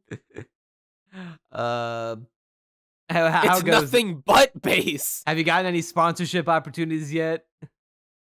I've gotten a lot of emails from this guy who's like, "Hey, I want to edit your shorts for you. I'm gonna make you blow up on YouTube by doing your editing. Just Does look, this person have I an made some Indian name by Naruto chance? videos." No, they have a username. I want to say it just in case. I'm not sure what the consequences of that would be, but I've blocked them, and they have two different accounts, and now they're going to my spam folder. Here, I can read their amazing pitch. Transform your anime content with expert editing. First of all, no longer an anime, but whatever. My name is Redacted, and I am a highly skilled editor specializing in anime reviews. I have a proven track record of creating content that resonates with audiences and keeps them engaged. I have worked with Zonin, Naruto Explained, and am eager to explore the opportunity of working with you. If you already have an editor in place or would like to review my portfolio to see the quality of my work, please let me know. And then best regards, Redacted. Naruto Explained. I'm sure that's a great channel. Naruto sure explained or explains? Explained. ED. Okay, that channel has 435,000 subscribers. And it is, in fact, exactly what it sounds like. It's a Naruto content farm. Yeah, here, let me click on a video, because I haven't actually looked at what their videos look like. It's exactly what you think it is. Why? Okay. Their videos have the wrong render settings. They have the, what's it called? The default Vegas setting that everyone hates. That adds in, the ghost frames. in between, like if a video is under 60 FPS but the project is 60 FPS, they add in like little semi-transparent frames that weren't there originally, and it has that real bad. It's so ugly. Yep. Why wouldn't you just get the proper render settings? Yeah, in short, probably shouldn't. Probably if should I had not to guess. hire. You don't need an editor. You need money. Yeah, I don't even have money for an editor. Yeah, and also I can edit fine enough on my own. Like my videos aren't beautiful by any means, but they're competent. They're really well edited. I Oh, will say thanks. I have noticed in the VTuber one there was a surprising amount of no more of those visual filters. Yeah, I've sort of toned down on them just because They took too long. It's not really part of my. Well, it doesn't even take long because most of them are just the default Vegas stuff. But it's just there's not. It doesn't really fit in with the current style because nowadays I'm more into like the pixelated avatar stuff and having little things like that. I wanted to have the little cards from the Neon Echo Sugar Girls video that show you like what video you're watching, but it just like in the Neon Echo Sugar Girls video, it felt like they had more of a point, whereas here it's like, and then there's this content creator, and then all of the videos are from their channel, so there's no question as to where they come from. And then in the Nero section is just like a billion cards for a bunch of random websites that that I use for like one singular screenshot. It just didn't make sense for that, even though I do like it from a conceptual standpoint. Yeah, we're way off topic again. Honey, it's a scam. End of story. Allegedly, in my opinion. Yeah. Well, this last bit is not news, but I figured it'd be a fun thing just to throw in as like a little fun talking point. Who would survive if they were all dropped into the hood? Who would survive the longest between these popular? What would you call this genre of YouTuber? Because there's a reason all of these guys had to be grouped together like this. Let's see. I know all of them except the two on the bottom right, which would be the axolotl guy and the is that I want to say Strider something? If Phantom Who's like Strider. Phantom Strider. Okay, I have seen this guy's video. I used to watch videos. him a long time ago. What does Okay, he then do who's nowadays? the Does he well, still not make- axolotl, blobfish. Does he still make animation videos? Oh, he does a mixture of video game and animation now. And fast food. He's a weird variety YouTuber now. I have only seen a few of his Paper Mario videos, and so I don't know much of what's going on with him. Back let me he look used at to his make channel. top 10s of like the best the worst movies, cartoons, a lot of animation Oh stuff. god, that channel banner is like graphic design is my passion tier. Holy shit. Yeah, if you organize his videos by popular, you might get a nostalgia trip. Oh, I've seen these thumbnails before.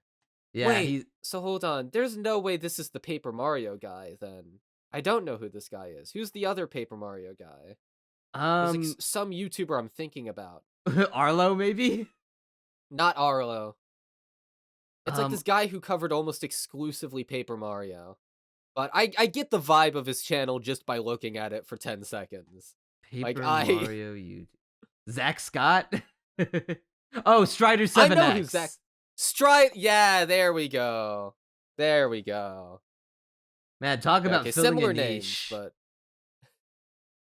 Yeah, I've seen that guy's video. Oh, he doesn't upload anymore. Not this guy. Ah, that's sad. He has not uploaded in 4 years. Rip to someone someone who was decent at YouTube. It doesn't look like he streams anymore either. Patreon. Maybe he has an update on his Patreon. Maybe he went somewhere. Nah, he's just He's just AFK. These super niche channels fascinate me because it's like This is a solely successful niche dedicated too. to He's yeah. there's Like I'm not sure if 267,000 it's subscribers, depending on how big millions the of views Patreon per was, like this video. was a career, yeah. Yeah, he still has 205 members. I mean, I'm sure a lot of those are free, but even still. Recent posts, October 8th, 2019. So it's kind of dead. I don't want to say he died because that's like the go-to internet thing, but I'm trying to look in the comments of his most He recent probably video. just had college I mean, or how just old was life the stuff. dude? He seemed pretty young.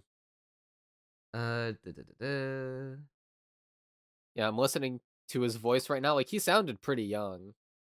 So he probably just had life get in the way. But who's the blobfish guy? Apparently his name is Blobby. He's the one guy on this list I have never heard of before. So what does that say about us that we know who basically all of these guys are? I don't know. Actually, is this the Daft guy? Pina I know for the wrong reasons. Is this his name? Because when I type in Blobby, it just says Mr. Blobby and looks like a big creepypasta thing. I'm trying to find the Blobfish YouTuber though. I found him. He's not a YouTuber. He is a comic artist. Huh. He's a webcomic artist. Yeah, you've probably that's seen why... a couple of his stuff before. It's Blobby and Friends. Probably why they used his Twitter avatar as opposed to YouTube stuff like the rest of the guys. Yeah, he's not active on Twitter anymore, probably out of protest, and he's now on Blue Sky. Makes sense. So that's weird to have 8 YouTubers and 1 Twitter artist. If I had to describe what genre of content this is, though, like uber white nerd content. You're not wrong. It is like pure white bread here. Yeah. So now comes the question: who's surviving the longest in the hood? Yeah, that's a difficult question because all of them would clearly crumble immediately. But you know what? I mean, I can't really rank Blobby, so he's kind of off the list. Yeah, it's also hard to judge him because all these people, like, even Arlo, while, is personified as a puppet, there still is just the person behind him. Like, he just uses it as a stand-in for his, real self, but Arlo, the puppet, and whoever is the real named person of Arlo that puppeteers him and does his voice is the same person. So yeah, how much do you know about Daft Pina? I've never seen a Daft Pina video before, but apparently he ruined his career and he was He did. Yeah. I've seen a few Daft Pina videos like way back in the day when I was 15. Oh, was he the then I woke motherfucker up- that got into a spat with fucking LS Mark about his wife or something? Yes. Oh, yes. okay. So the reason why is because Ellis Mark, who is ironically also on here, like on the exact opposite corner from Daft Pina, which is like unintentional great graphic design. So they had a bit of an issue because Ellis Mark's wife, if you don't know, cheated on him. Ellis Mark forgave her. Big mistake, but I don't know what the relationship is like, so I can't really speak on that. But Daft Pina and a few other people who I'm not as familiar with decided, like, okay, like based on some messages and some other stuff, they decided that Ellis Mark's wife was emotionally abusing him without consulting him, as far as I can tell. Although it has been a while since this drama unfolded. The problem is that there wasn't sufficient evidence enough for it, and also it was just kind of a weird video. Like, weirdly airing... Oh, okay. This gets into a broader point which is that I'm so fucking sick of people putting like every little bit of drama on YouTube that like shouldn't be on there. Like it is an actual brain rot of the level of people. I think it's uh, an online in the same way that like people got like to react and gossip and put a lot of stock into celebrity drama of like, oh my god, it's that same level of appeal. But also yeah. like commentary YouTubers do this all the time, and Daft Pina is in that sort of, or at least was in that sort of niche. I feel like people online take it like more closely with this YouTube stuff because there's still there's not as big a gap between a normal person to a famous YouTuber than a normal person to a fucking celebrity. Like all like you could combine all 9 of these people and like combine their like net worths and their combined internet clout. They do not come within fucking spitting distance of Tom Holland getting engaged to Zendaya. Yeah. I mean, the difference between me and like a drama YouTuber is that if my friend did something bad, my response would be to get sad and not make a video on it, and like try and talk to them personally and sort out what exactly happened or why they might have done it. And a drama YouTuber's response is to immediately make a video on it. So it's such a weird community to me. And Daft Pina, thinks his friend is getting like emotionally manipulated by his wife, so of course makes a video about it. Why? It's just weird. And that's the biggest thing that self-destructed his career, because everyone's response was like, "What the fuck are you doing? Why are you doing this? Stop that. Get some help. get your head out of your ass and into reality." Well, I think therefore we can eliminate Daft Pina from surviving the longest. Who'd be the first one to go? Because if you starting I'm actually shit, not sure if if you're starting shit in the hood, and especially about someone else's girl, true. Yeah, that's like frame 1 on site. Well, see, the thing is, Daft Pina is also like kind of a manipulator, because he made a big long response video about it, basically just saying like, I got into like some sort of accident. I forget the precise details, but he had gotten into some sort of accident and then like tried to use like whatever pain he was dealing from that to excuse his actions in a strange way. That just sounds like more. Nobody bought it. Yeah, that sounds like more bitch made stuff that's got to get him jumped sooner. True.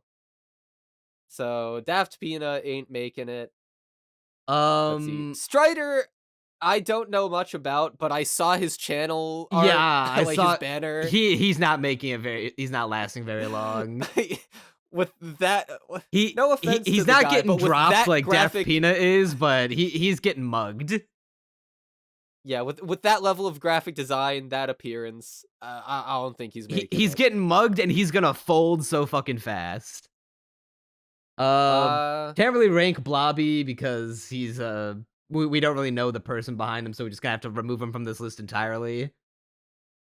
Nathaniel Bandy, I have not seen in a long time, but he was a childhood YouTuber of mine. Yeah, same. I watched a couple of his videos when I was much younger, but nowadays I don't watch his current stuff.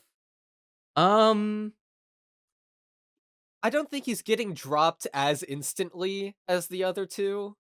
He's not making it very far either way. But no, he's got too much white boy energy. Like he's got the Nintendo tee on. He's got the really short haircut with the glasses. Like he just kind of looks so non-threatening and looks so much like a easy target. All right, I think I have my choice for who I think is surviving the longest, but I'll reveal it at the end. Okay. I don't think Ellis Mark is gonna make it very far. He's gonna make it farther than everyone else we've talked about, but I feel like he's just gonna like try to. I feel like he'd fold before. I mean, granted, I'm working off of old memories for Nathaniel Bandy, but I feel like he'd fold before him even. Like longer than Daft Pina and Strider. But he ain't. Once again, that little ginger with the smile, bro, is not making it. I feel like what might get him off the hook is that he'll be able to talk about things for a long period of time, and he'll have extensive knowledge that maybe he can use some trivia to. He has patience, I'll give him that. Yeah, Considering what he does for a living, which is watch every episode of a show, he could patience his way out of a situation. Yeah, but I don't think it's gonna get him like he's not gonna survive. He'll last longer than everyone else, but he's not gonna survive. Saber Spark folding instantly. Like I was gonna make a case against him folding instantly, but then I remember he actively draws himself as like as a female persona to sell as a body pillow. Bro is getting Oh, you don't know that? He has a he's it's not like you where you have a female persona even though you're a dude. He draws in his videos he still presents himself like in that icon as a male, but he has drawn a gender bent version of himself that he does actively sell merch for, including I'm pretty sure a body pillow. That's strange. And the only reason I know that is because I watched a Saber Spark video with my girlfriend a while back about the I forget what the name of the movie is called, but that one movie where they drop the atom bomb. It's like Barefoot Ken, and they drop the atom bomb. It's like really gruesome and like really realistic in how it depicts how people got fucked up by it. And then he just jumps in saying, "Buy my body pillow." At the end. So yeah, he's not making it. Know. I've only seen a few Saber Spark videos. He just seems like he'd fold at like a slight gust of wind. If this wind. were a ghetto, well, that it's not right to say ghetto prison, but if this were like a prison, he'd be fucking passed around as the prison bitch in frame 1. That's dark. I'm sorry, you do not gender bend yourself and sell. Dark. You do not gender bend yourself and sell body pillows of your female bent self and not expect that to happen to you. Come on. Shafrillis. We're all huge Shafrillis fans here. Yeah, we're both huge Shafrillis fans. Bro is not surviving longer than a couple days. I feel like he'd survive longer than everyone else we've talked about so far. But he is not surviving. Like, no, he will survive on clout alone because there might be 1 or 2 people in the hood being like, "Oh yeah, you talked about the Megamind or something like that." But bro is a theater kid, so he's automatically not surviving the hood. Yeah, and then Arlo, who I have seen a little bit from, but not a whole lot. I do think it's gonna come down to Arlo and Your Movie Sucks. I have my choice picked out. I have my choice Your too. Your Movie Sucks. Yeah, I think Your Movie Sucks is gonna survive the longest. I think he's the only one with like an actual chance at full on surviving. Yeah, you know what it is? Ironically, he's the only one on this list who is who basically got famous for being bitter. Yeah, I mean, he got famous for being bitter. He also looks... The other guys, aside from Arlo, who we don't know what he looks like, the others just look like such pure little white bread nerds who would fall give me your lunch money, crumble. Put him in a locker, give him a swirly. Your Movie Sucks. He looks like... feels like he doesn't look as vulnerable, and I feel like he could charm his way into getting the right allies. Okay, maybe this is a little too dark even after the joke I just made, but his profile... How is it darker than that? He looks like he could shoot up a school. What? What? I mean... Look at that face, look at that haircut, look at that haircut. Tell me that does not scream school shooter energy. Tell me that does not have "Don't come to school tomorrow" energy. But like, I really feel like he'd charm his way through the hood because he looks rough enough that he's not like an instant target, and I feel like he just has the right attitude. He's got the right tude. Yeah, he'd get a few allies, and he'd be maybe not thriving, but at the very least making it. Yeah, he'll be like the one. Well, maybe not the one. Maybe he generalized, but like, yeah, the hood's got the one lower class, unfortunately addled white people, and maybe he'd be one of them, and he'd be maybe not necessarily an ally, but he'd be chill. There'd be no beef. Yeah. Meanwhile, Arlo, he's not gonna instantly crumble. At least. I feel like he but survives the second longest based on just if we take it literally, and he's just a puppet. I mean, yeah, ain't no one gonna start beef with a puppet. But like at the end of the day, you know, you in the hood long enough, it doesn't matter if you stuffed or you flesh and blood. Your money's money. Yeah, and then obviously we don't know what he actually looks like, but you know, I guess the anonymity does give him a little bit of an edge in our Well, minds, at least. we do know like the person behind the puppet. It's just like not a very he doesn't like to put it out there himself, but like Do we? Has he face revealed? not officially, but he's been chill with people taking pictures of him. Oh, okay. I did not know that, actually. Like Arlo, if you look up Arlo face reveal, you can see what he looks like. All right, let's see. He's a bearded dude. Oh, okay, yeah. He looks like he could survive for a little bit. Yeah, but I think we're both in agreement that Your Movie Sucks is gonna last the longest. Yeah, I think, once again, only chance of making it, like, at all. The rest, most of them crumble on day 1, a few make it to day 2. Yeah, I'm looking in the guy who posted this on Twitter. The guy, he made a couple polls saying based on comment consensus. I also do like Nathaniel Bandy himself did comment on this post saying that it depends if I have the orbs or not, to be honest. I don't know I'm what. surprised that Your Movie Sucks isn't isn't leading in any of the polls.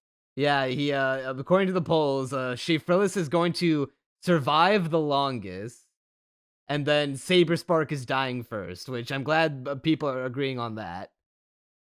But I don't get people thinking Shafrillis is gonna last longer than Arlo. Are you fucking kidding me? I mean, at the very least, he's not among the first to, I mean, I don't know what losing in this case is, but getting robbed. Getting robbed, getting mugged, dying, I don't know, getting shot. I mean, there is, and who's dying first? Saber Spark is a good candidate. I'm surprised that Daft Pina got the lowest turnout. I guess just because the fewest people know who he is. But I feel like you said, Daft Pina has crossed people before. He's the only one here who's like controversial.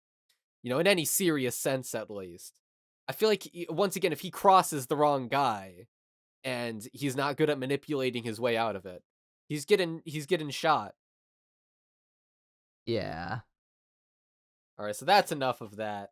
Yeah, that maybe that it was definitely fun to talk about. The circumstances surrounding it may be a bit fucked, but it's all in good fun. Basically, what I'm saying is, I'm just surprised seeing like the genre finally like laid out in front of me and being like, oh yeah, that's like most of who I watch. Was that like a wake up call or something? A little bit. I do watch a lot of completely like white nerd YouTubers. So it is there is a big Venn diagram overlap of white nerds and YouTube. Yeah, but now it's time to stop talking about YouTube, start talking about actually good content. Hey, Shafrillis and Arlo make good content. Okay, true. But yeah, it's time to talk about anime of the year. Dandadan.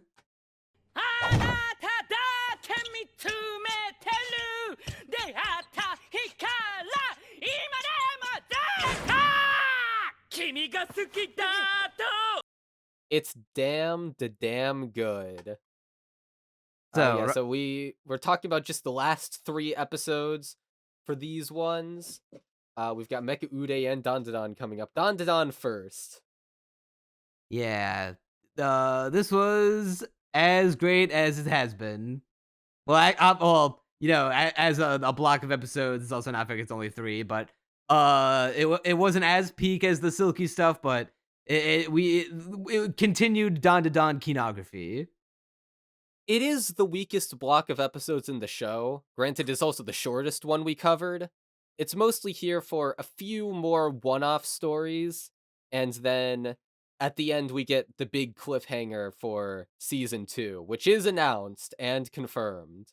For this year, Most of my notes for this are just screenshots of the funny of the funny faces that the characters make and all the funny moments. I gotta share my favorite one of motherfucking. I may put this in the thumbnail just because it's so amazing. me up to my cantankerous no good deeds.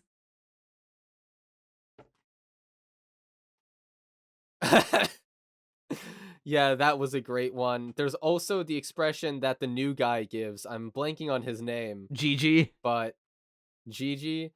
Yeah, and he's like on the bus ride. Yeah, I and scrolled he's back up just- to it, and he's like half sunk into his hood of his hoodie. I died when I saw that. Yeah, I replied to you when you posted it saying, "Man, these edibles ain't shit."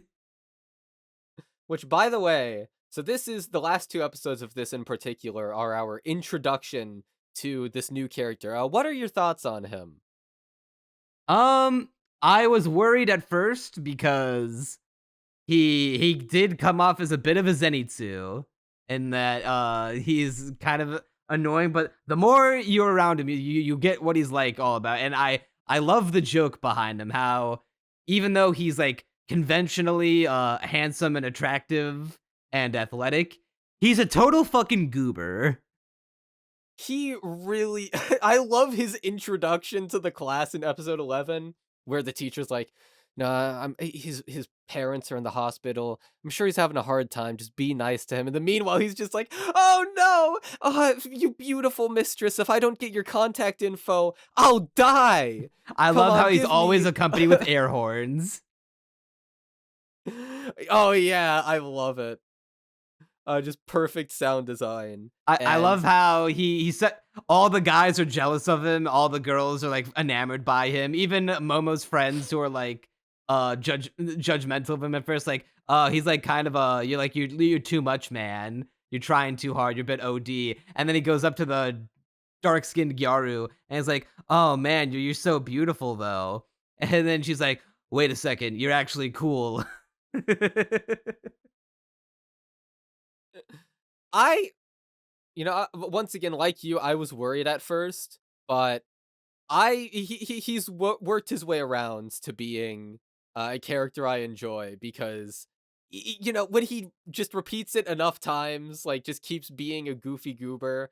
At some point, you gotta be like, you know what? I'm kind of seeing the charm. Yeah, I'm kind of seeing why he does people it like him. just enough that it's like you understand the charm of it and realize that he's just like a total fucking goober, but he doesn't go overboard to the point it's like, okay, like chill out, bro. Well, see, it's also because Zenitsu was just annoying. Like that's his character.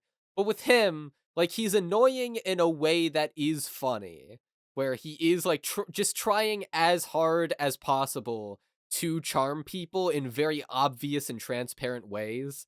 And it like, the joke is that it kind of works.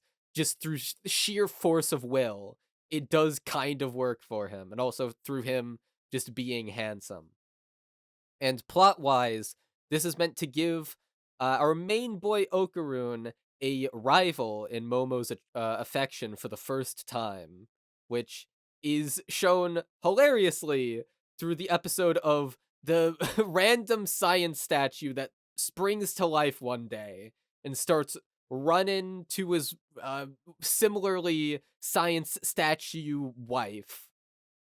And he's running to her in the graveyard.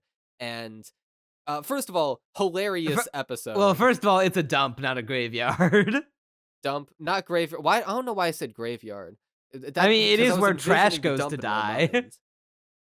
I guess she was there to die, and that's what confused me. But yeah, it's a dump. And Momo's like clinging on to the guy because they thought he saw one of. I love how the plot is still, even at the end of season 1, let's get Okarun's balls back. Or I guess the one remaining ball. Yeah, I do like the the bait and switch of, oh my god, Okarun, he's got your other ball, but just turns out to be someone hung a gold Christmas ornament from his crotch. Yeah, the comedy in this show is still peak as always, by the way. Like, even the scenario of, once again, Momo and, Jiji just dangle, like a streamer behind him. Momo's, hanging on with her psychic powers for dear life, and they're just waving around. Meanwhile, like, Okarun's trying to catch up, because at this point he's, like, starting to get jealous of Jiji. And finally at the end, like, the statue reuniting with his lover is like, teaches Okarun, like, all right, I'm gonna start actually, vying for Momo's affection. Like, I see what's going on with the Jiji. He's clearly like trying to get with her again. I mean, he's trying to get with every girl in sight, immediately and blatantly. But he's like, look, I've gotta start putting my charm out there for her to see. I love the one bit where Okarun like declares he's not gonna hold back anymore, and then after setting up the table for dinner, he just does this little weird, awkward crab dance around Jiji while singing, and then Jiji just joins in on him. It's the once again funniest show ever. Like, it is the casually comedic dialogue is so good in this show all the time. I love how Seiko keeps referring to him as a genius every time he calls her auntie. What are you, a genius? Yeah, there's so many little moments in this show. Yeah, like, I'm looking through my notes. My very first I love note the from moments episode where 10 was, mommy, shit, I mean, sorry, mommy, sorry, I mean, mommy, fuck.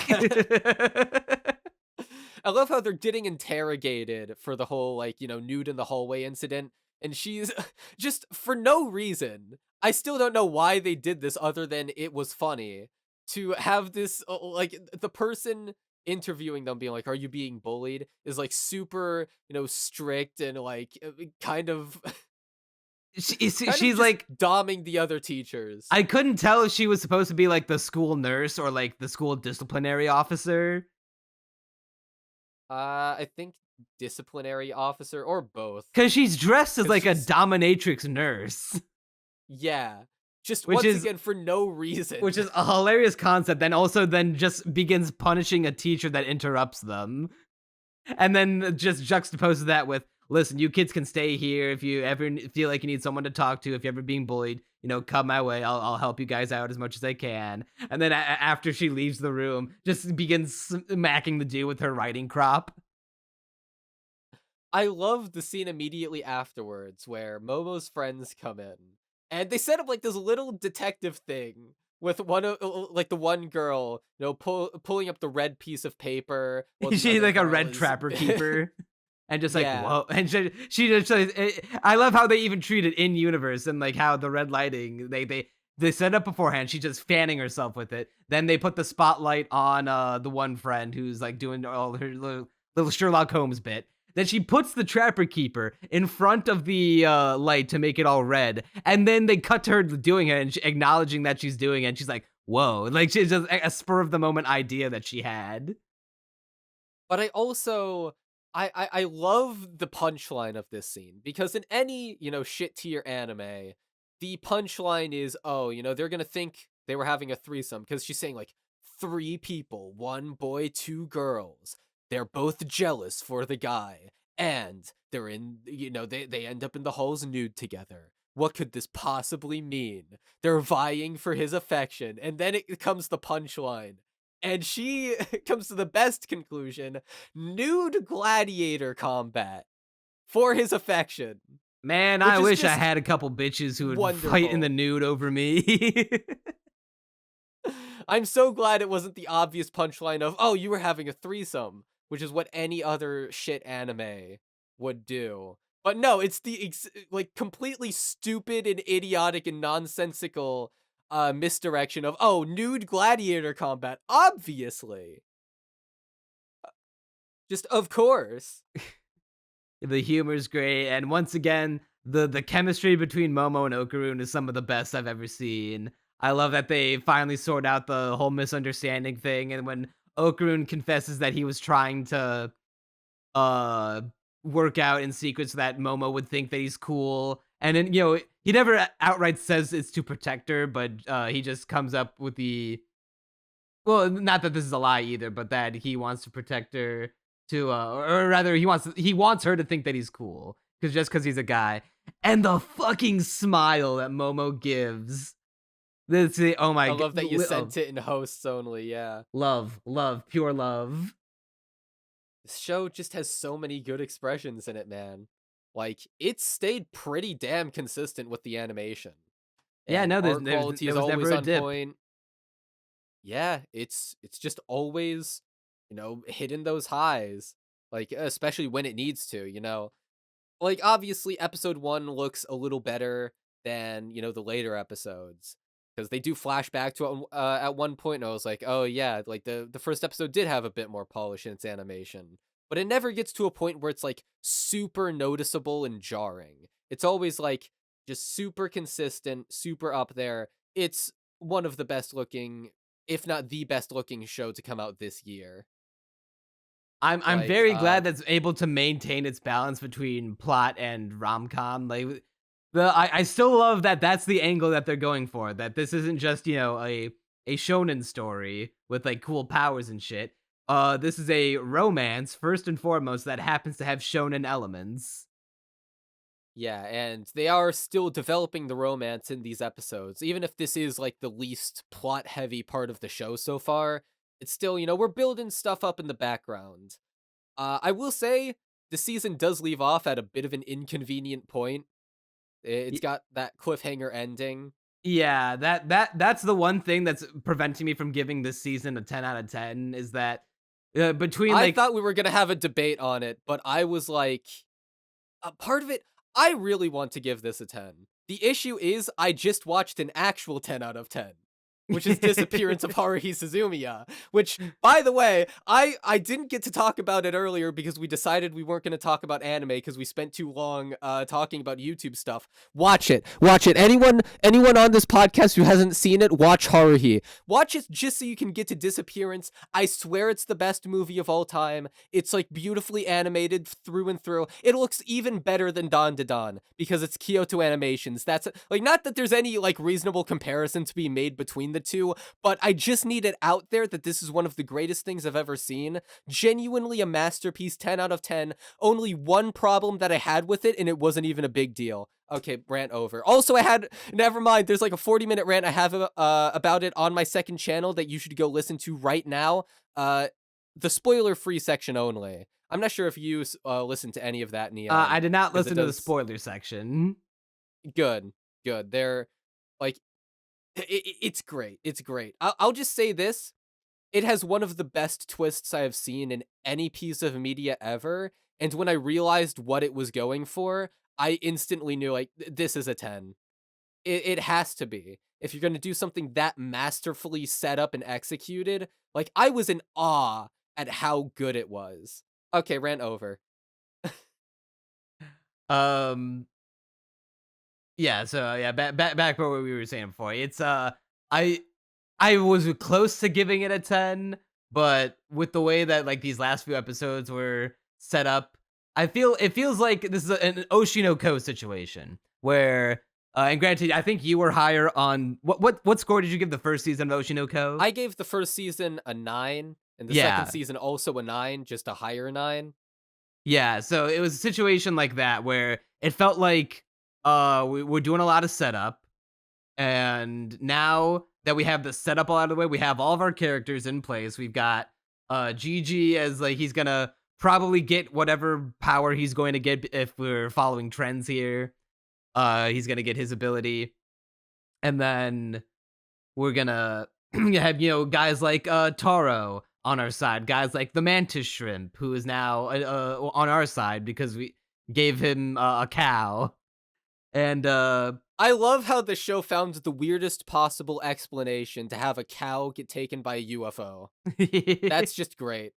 I love how this entire episode is just a bunch of set dressing for the reveal of cow gets taken by UFO, which may I just say, that UFO, like the animation of it leaving, is like weirdly beautiful. Like, I yeah. don't know why they went so hard for it, but it's like almost majestic seeing the scale of this thing as it's leaving.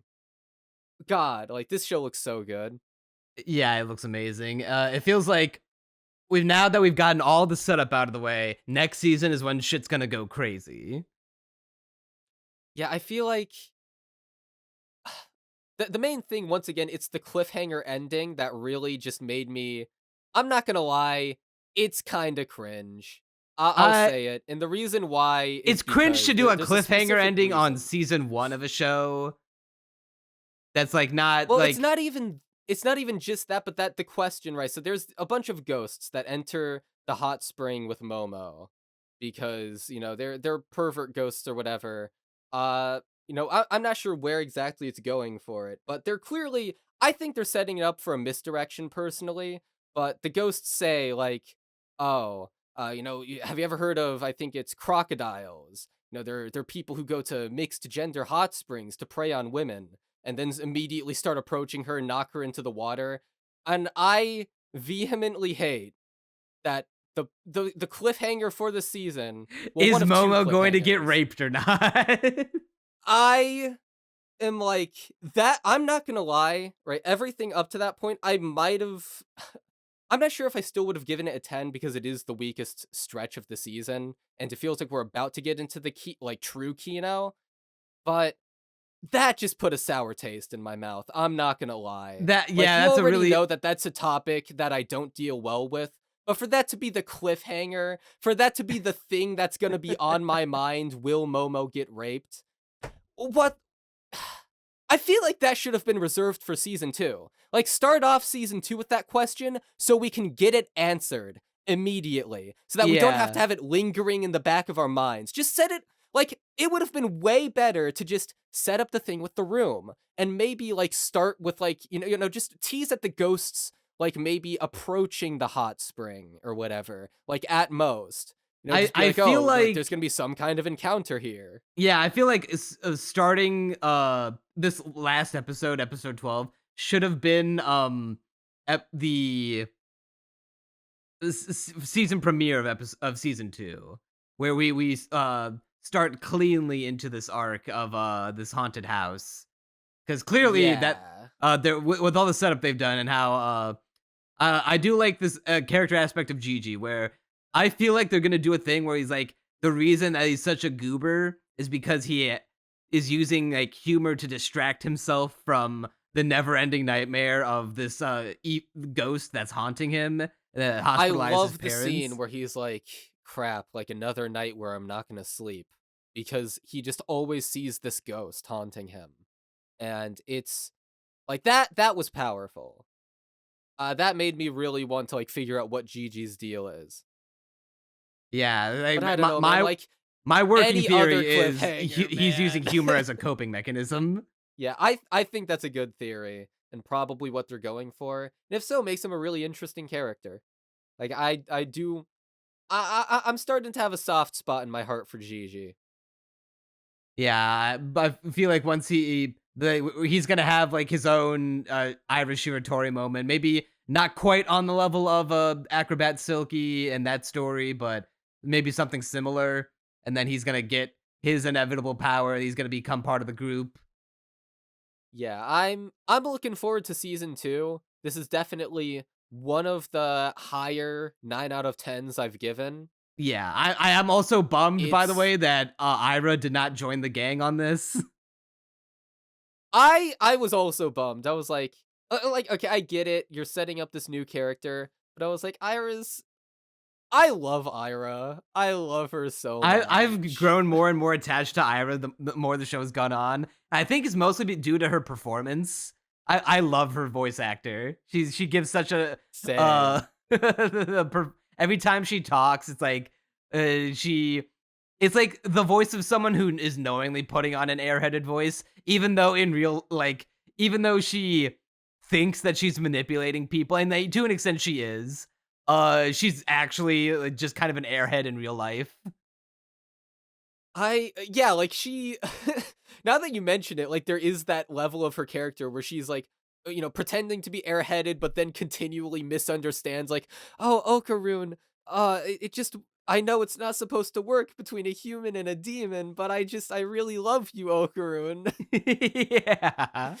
I love that, like, okay, so I love that this show can have a clear romance that it's setting up, and that, obviously Momo and Okarun are getting together and Aira doesn't have a chance, but that Aira still doesn't feel like an unnecessary, thing for drama in the show, that it can just have this, like, super charming character also serve that role in more of a comedic sense, where, because the show knows that you're not expecting them to get together.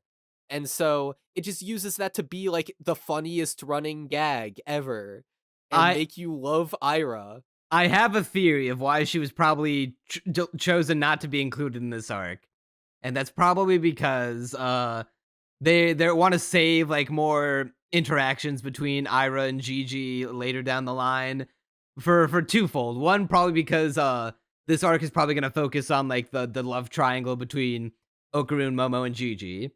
And then if Aira were there, she'd probably I imagine there's probably going to be an arc or like a plot point later down the line where Aira's going to realize that Jiji has a thing for Momo, and she's like, hey, what if I help you get with Momo so that way I can have Okarun all to myself? They probably didn't want to include that into the mix of this particular arc, and probably want to save it makes sense for later. And then if that does happen later on, that's gonna be super peak. Yeah, and then I think it's gonna go into a 1-2 punch of, because we all know that Momo and Okarun will always be the one that end up together. It's gonna come into the 1-2 punch that, in attempting to do so, Aira's gonna get with Jiji. Literally, that's literally the plot of Toradora, and having like a mini Toradora in this show sounds perfect.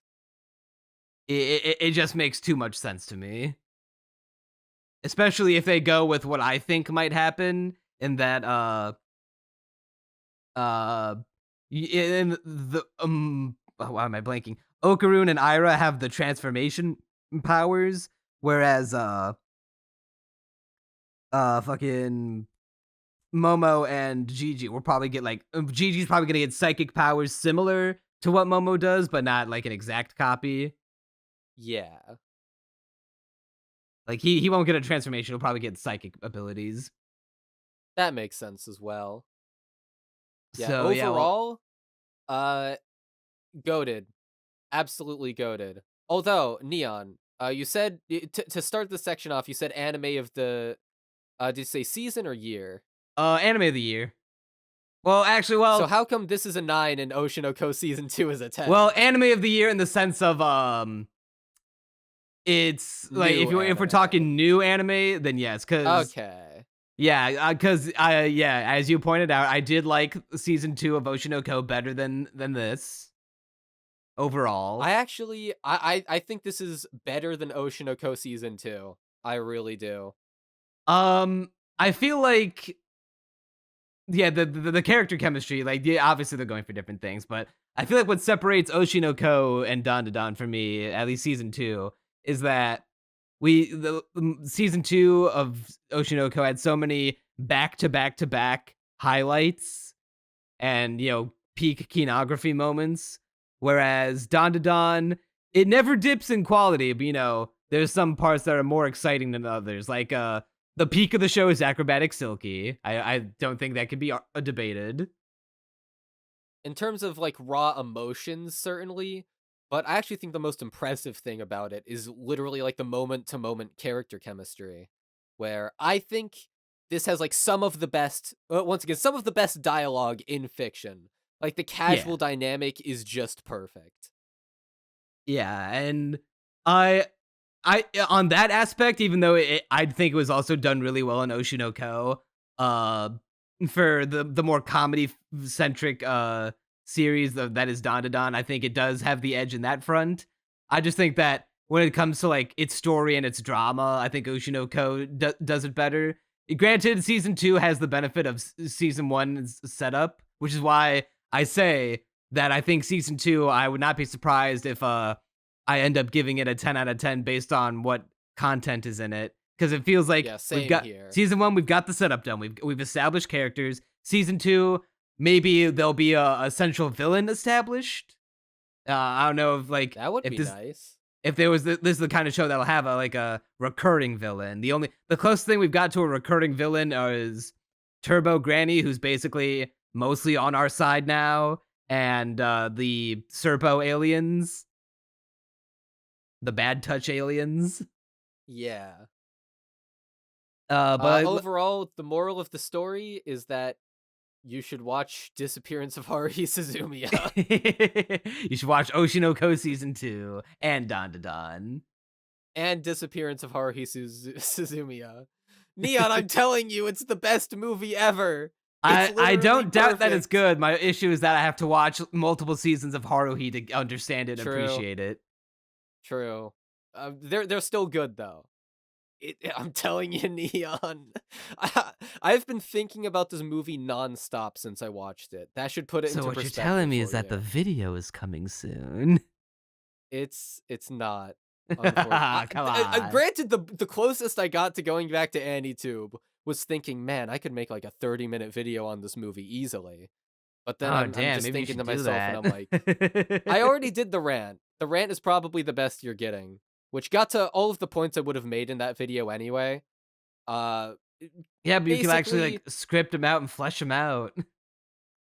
I could write some beautiful fucking prose about Yuki Nagato's arc in that film. It is like one of the most thematically tragic yet gorgeous anything in fiction.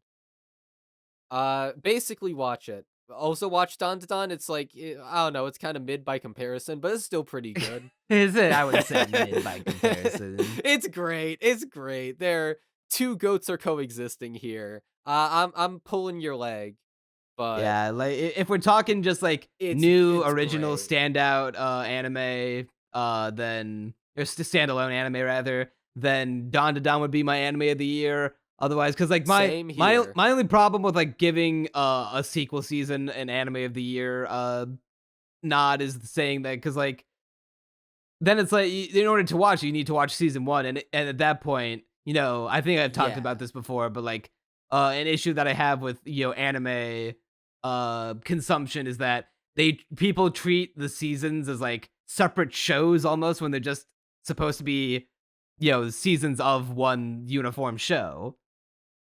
Yeah, I get what you're saying. Like how people will talk about the different seasons of Game of Thrones and how like the later seasons fell off a cliff, but like it's still the whole of Game of Thrones, whereas you when it comes to talking about them, Oshinoko season 1, season 2 might as well be like a light year away. Yeah, that's about all I have to say. Dandadan is really good. Yes, you should watch Dandadan. Probably not watch Mecha-Ude. そうか。であれば、先に全力で貴様らを叩きのめしてやる。行くぞ、アルマ。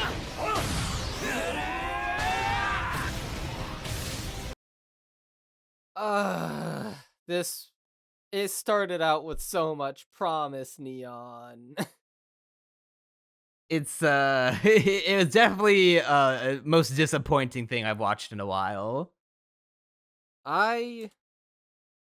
You want to know what my final statement on this show is? My final stance to sum up everything that happened in it. Mm-hmm. I don't care. I feel like that can be said about most of the things that happen after a certain point in the show. I just don't give a shit. Okay, so right off the bat, biggest problem with Mecha-Ude, this is a sadly a thing that comes about from passion projects that are born off of stuff like Kickstarter. Bloat.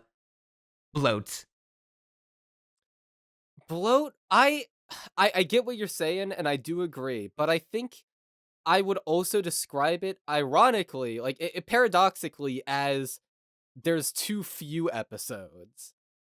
There are too many ideas for the episodes that it has, but because it doesn't have enough time to flesh out any of them, there's a lot of bloat in the sense that all the ideas that could have been fleshed out with twice the episodes aren't. And because of that, you look at these characters who are now on the MC's side, and we're like, who's that?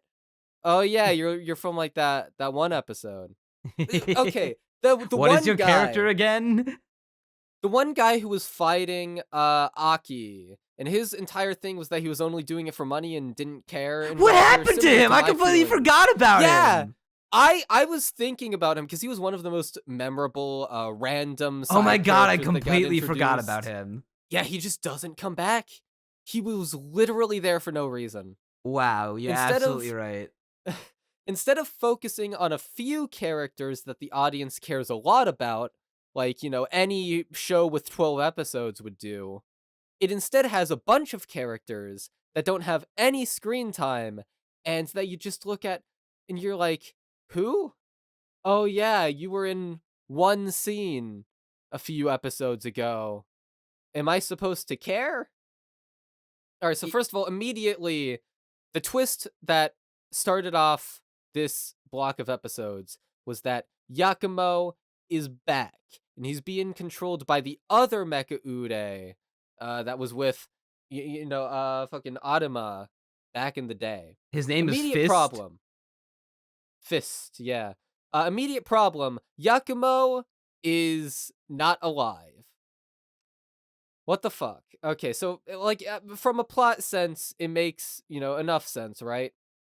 But, like, Yakumo is the only character from back then that we know anything about going into this block of episodes. Aside from Adama, who is obviously still around.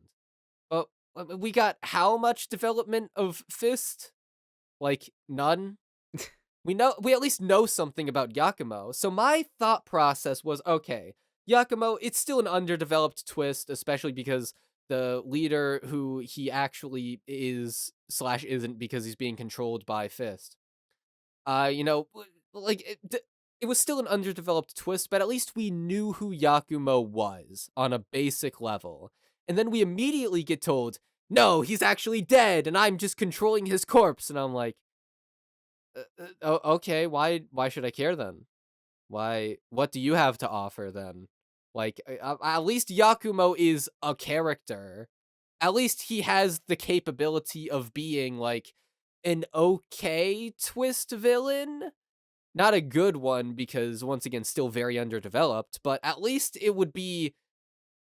At least I would understand what it was going for.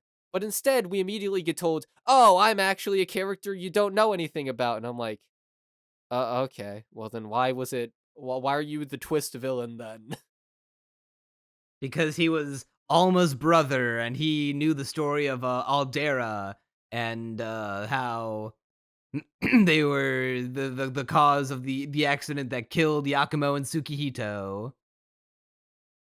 Okay. These final 3 episodes are thematically, like, incoherent, incongruous with the rest of the show. That's been a running theme throughout this, ironically, a running theme throughout this show, which is that I don't really know what it's going for thematically, but it seemed to be that it's about Hikaru, coming up to the occasion, rising up, and it is kind of about that. But then randomly at the very end, we get this villain, Fist, who's like, I hate humanity. It all of a sudden becomes like Mewtwo from the Pokemon movie, who's like trying to learn to come to terms with humanity after he's been so mistreated. And I'm like, what the fuck? Wrong series. Why is it suddenly about this? Yeah, it's not done convincingly either. It is kind of clunky is. to be like to build the entire like purpose of your main character to be like, oh, I'm just some nobody, I can't make a difference. But it's like, yeah, I'm just getting in the way, I should just stay in my own lane. And it's like, no, if you have the ability to reach out a helping hand, then you do it, no matter who you are. Doesn't really jive well with oh, humans were responsible for the death of my human friends, so they actually need to be conquered and assimilated by us Mecha-Ude, the superior race. Where was that in any of the prior episodes? Like, I don't get it. I really don't. Why? Well, the answer to why is because this was supposed to be a much longer show. Clearly. It probably was meant to have double the episodes, and then, they couldn't get that many. So they just shoved it all together, and it doesn't make much sense now, does it? Dude, there's a whole fucking season 2 in the credits. There is? Did you not watch the credit sequence in the last episode? Oh yeah, no, I remember what you're talking about now. I thought for a second I thought you were talking about like an announcement of a season 2 in the credits. No, I'm saying that they put an entire second season's worth of content in little slideshow of the credits. Yeah, Arima says goodbye at the end and is going back to his home planet. And then in the credit, I thought we were just gonna get like a "Where Are They Now" type thing of like we see all the, like those side characters who joined our the good guys at the end going to karaoke, performing a little concert. But no, apparently there's like a fucking villain in the Mecha-Ude world. Who then all the guys reunite and they go into the Mecha-Ude world to fight him. And I'm like, excuse me? This has to be like one of the most rushed shows I have ever seen. It is insane. I feel like it's the creator being like, okay, listen, it was a miracle that I got this TV show at all. So I'm just gonna give you like what could have been, my plans for what I had for a more developed story if I had the ability to make this longer than one season. What the fuck was the pink or purple Mecha-Ude's name? The recurring villain one that took over Rocky's sister? Amaryllis? Yeah, so she's back for a little bit because she's like, oh, I need power. Fist she's is like, back for the fucking 100th time. She's back again, and she goes down immediately to Aki and her sister. Yeah, by the way, I just want to point this out. Amaryllis is like empowered by the fucking Aldera or whatever, and is going off of what I quote. This is a quote from her: "Infinite Arbitrium," and she gets fucking one shot by an Aki and Fubuki combo. I'm not gonna lie. When that happened, I straight up thought, all right, clearly she's not dead. Clearly there's gonna be like some kind of surprise return. Like next episode, I'm gonna click it. And it's gonna be like, oh, she's back. She like wasn't actually killed by that because of the infinite arbitrium. And then I watch it and I watch it and I watch it. And I'm like, where's Amaryllis? And she's not there. And I'm like, what the fuck? Oh, they actually one-shot her. She got one-tapped. Did Aki and Fubuki just slowly walk up to her and down smash? And she's just gone. Yup. She's cooked. She's after infinite arbitrium, which by the way, arbitrium has to be like the lamest. I said this last podcast and I'll say it again. Arbitrium is like the single lamest power system ever. It's just life energy. It's fucking key, but in the lamest sense possible. Because Hikaru has, so much of it overflowing that at any given point he can just produce more, and then he's stronger. There was never a training arc in this show.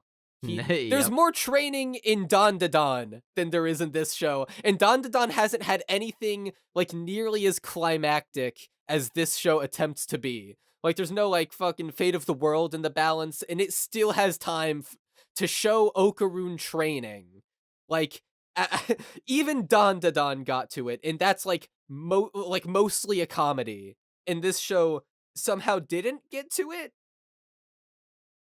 Yeah, it's all over the place. Hikaru dies. Yeah, Hikaru fucking gets fucking Sonic 06, and he does come back to life because everyone got together and they poured their arbitrium into him. What can't Hikaru do, man? Like he cheats death. He gets bigger and bigger robo fists every time you look at him. Just through I don't know. He just got more arbitrium. I'm pretty fucking sure the fist he used to punch Amaryllis was bigger than the one he ever used against Fist. Yeah, Yeah, I you're deadass kinda don't right. remember. Like, I thought they were gonna go into like fucking kill trigger overkill mode, and he was gonna turn into like a building sized fist to punch a building sized punch to punch fist with. No. I mean, I will say his final mode with like when he's The fire overflowing with wings. Orbitrium for the last time. Yeah, the wings. Yeah, With it's the glowing cool. eyes, like, that's cool. The best part about this show are the character designs. The character designs are solid. The animation in the final fight is cool. But the issue is, I was like so tapped out by that point that I found myself struggling to pay attention to the fight. I was like, this should be Kino, but it isn't. Because This I is a just weird thing don't to care. complain about on my end. Take a shot every time they fucking punch each other into the water. Didn't even think about that because I was so tapped out. But I was just like, yeah. I mean, it was just like a lack of stakes and like a lack of investment. I was just like, man, they are slapping each other into this water a bunch. Like the fight's not really leaving this lake that they're around. They just keep punching each other into this body of water. I'm just thinking like Hikaru's death is such a weird plot point to have. Because my only thought is, oh my god, Hikaru is dead. Wow, guys, he's never coming back for real this time. Oh wow, I can't believe he died, guys. That's so crazy. Wow, he'll never come back. It won't happen. He's like Eren Yeager, dead for real. At least with Eren Yeager, they had I don't know how much that felt like an initiation ritual to the show of like, oh shit is real, like the protagonist. At least that was like some people believed it somehow. And you know, it feels like powerful in the moment because it is so early in the show and because this is like the first real sense of like what the stakes are. You know, and I after feel like the they opening spend an act. entire episode away from him too. Yeah, Like they after he spent gets like an eaten. entire episode, and Mikasa's trying to, you know, struggle with the weight of it, and then, you know, Eren's a Titan now, and what do we do about that? Spoiler for Attack on Titan season 1, but you know already. Everyone There's knows no that way. Eren can turn into a But Titan. But yeah, like you compare that to this. Literally, my note is Hikaru dies at the end of episode 10 of this 12 episode anime. Lol, sure, pal. exactly. My note is, yo, wait, is he dead for real? Wow, I'm so convinced he died for real. He's never coming back, guys. It's impossible. It's not like Guys, you've this already is so cheated sad. death with Amaryllis like 5 times already. Already blurring the line between. It's also not like you've cheated death with Yakumo. Even though I was waiting for, you know, after the credits when they have that full season 2 and Aruma leaves, there's just like one final stinger. Oh my god, guys, Amaryllis is back. And Aruma's left us. No, we have to go back and get him. That's like the season 2 cliffhanger. Guys, Amaryllis is back. By the way, I Again. have another question for you. So maybe I missed this. So maybe you paid attention to it and I just didn't. Do you remember after Fist like did his plan of like releasing Aldera to harness his power and like combining with I don't remember if he combined with Amaryllis or not, and it turned into like this big cocoon spider thing that's like crawling all Yeah. around. All right. Yeah, I remember all that. Okay, what happened to it? I was wondering the same thing, because that's what I thought would be like, oh, Amaryllis is still continuing. And it's like the spider cocoon thing, and just taking out one of its heads doesn't matter, because it can grow more, or something like that. I thought it was going to be like the final thing to fight against, like, because I thought that was supposed to be like Aldera. And Fist was just like the last line of defense for like, you're not going to stop me from accomplishing my plans, Hikaru and Alma. But I don't know. after they defeat Fist, who took over June's body because Yakumo's corpse was starting to dissipate.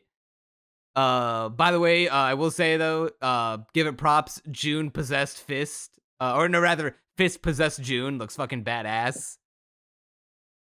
It does, and I guess it does kind of fulfill what you guessed from the beginning, which was that the final fight would be against June with Hikaru. Hey, So, I mean, I'm in smart. a roundabout way, it kind of worked out. Yeah, kind of. Even though it wasn't the idea I was going for.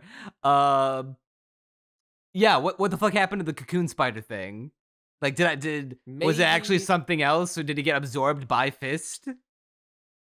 look, there's just no more Arbitrium left after Fist dies, and then it also dies.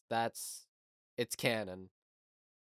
I Yeah, I don't know. This finale blows. Yeah, it's too much bloat. It reeks of we're not gonna get a second season, so let's jam every fucking idea that I had for a season 2 into it, regardless of how it's going to impact the ending.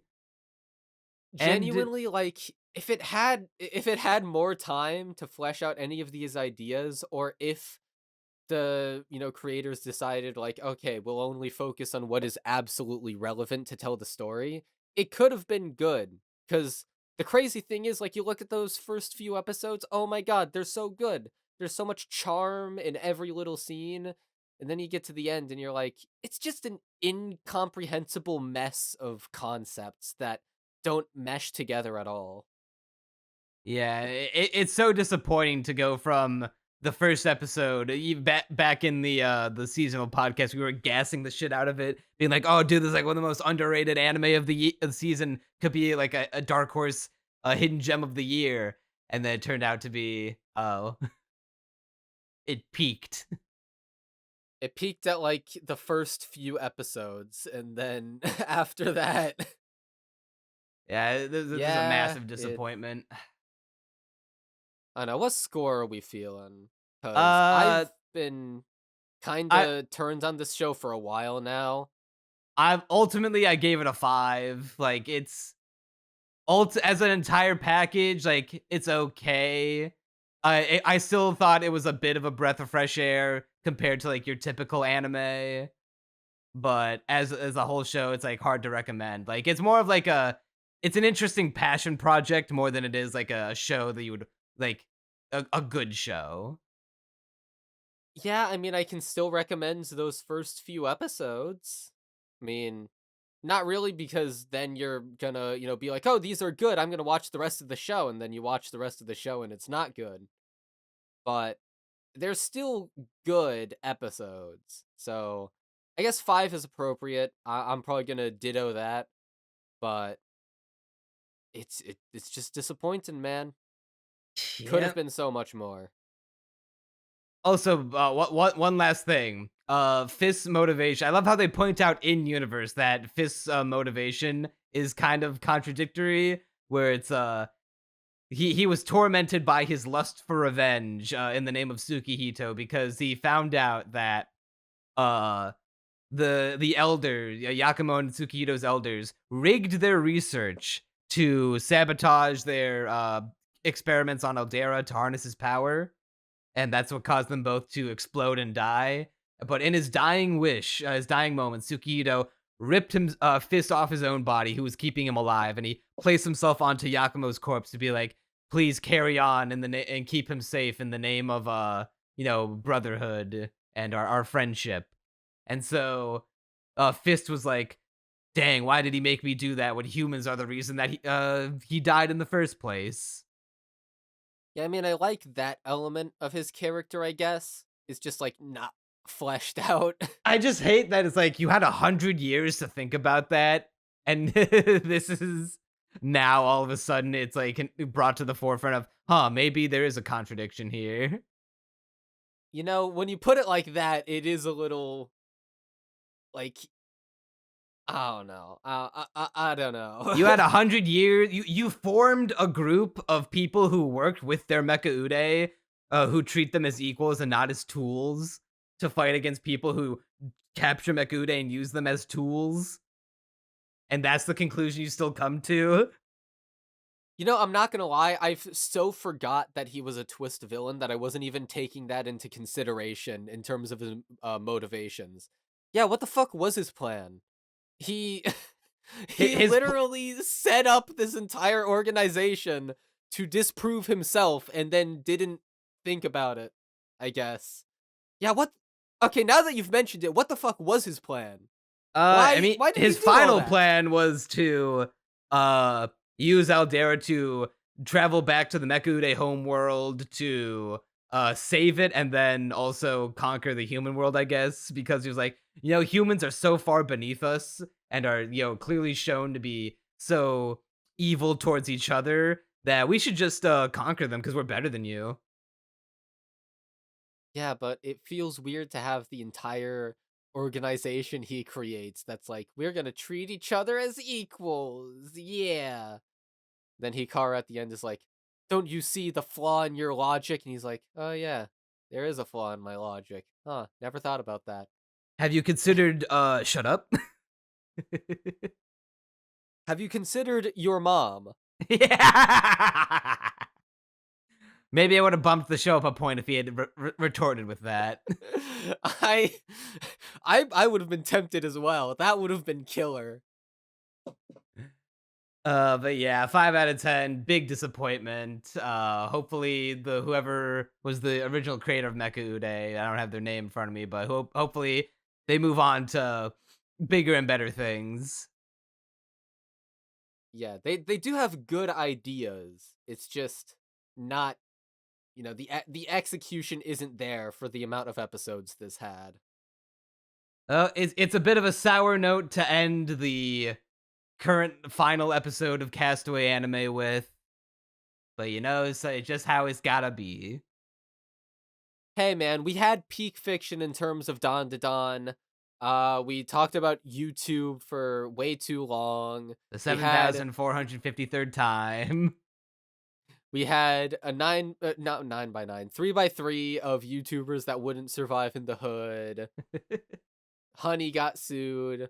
No, this was an eventful final episode, and of course, watch Disappearance. Come on, guys, you know what has to happen. It's gonna be really funny when we say this is the last podcast, and yet a week after this one comes out, assuming all goes as planned, the part 1 of the winter block will come out. Only a week from now? Let me see. When are we recording that? I pushed the dates around, so that way we could have a better chance of making it. Do you think you could? Obviously you won't have to watch all the shows because I know your ass ain't gonna do it anyway, dude. The first block of shows and oh my god, I didn't even pin these. Let me pin them before I forget. There are literally enough isekai to form an entire block of the show. Yeah, which means an entire block's worth of shows you don't have to watch. Exactly. Or I guess I've been shiny hunting in Pokemon Emerald for some reason. And so I've just decided, you know what, maybe I can put those on in the background while I shiny hunt, and then I can give you like my half-remembered version of the show to talk about in the podcast. Yeah, the only important ones you really need to watch from Block 1 are Sakamoto Days, Medalist, Zenshu, and then I think everything else is kind of superfluous, especially the massive wall of isekai. Oh god. Let's see. From Welcome to Japan to villainess, Dad's been reincarnated. Welcome to Japan is a reverse isekai, and traditionally those tend to be better. So maybe check that one out. Okay, that one, I'll give. It's looking like slim pickings. So, but everything I'm between Headhunted up until I Want to Escape from Princess Lessons look like they're either isekai or native isekai, or something along that ilk. I'm a noble on the brink of ruin, so I might as well try mastering magic. Yeah, and then a similar situation. The daily situation. life of a middle-aged online shopper in another world. Don't those just scream 10 out of 10 to you?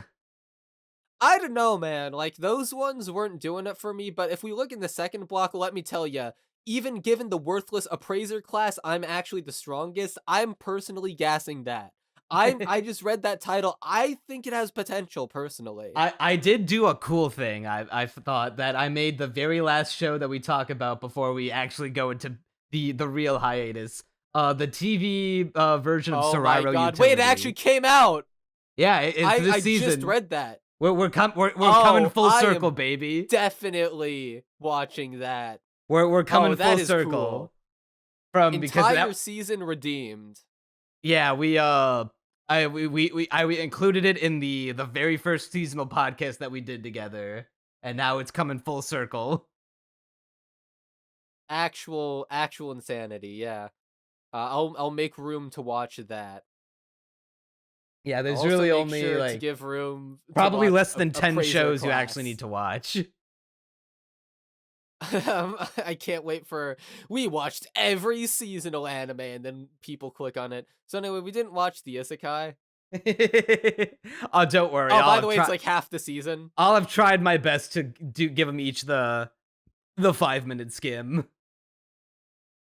Yeah, maybe I will while also shiny hunting, because once again, I'm a masochist apparently.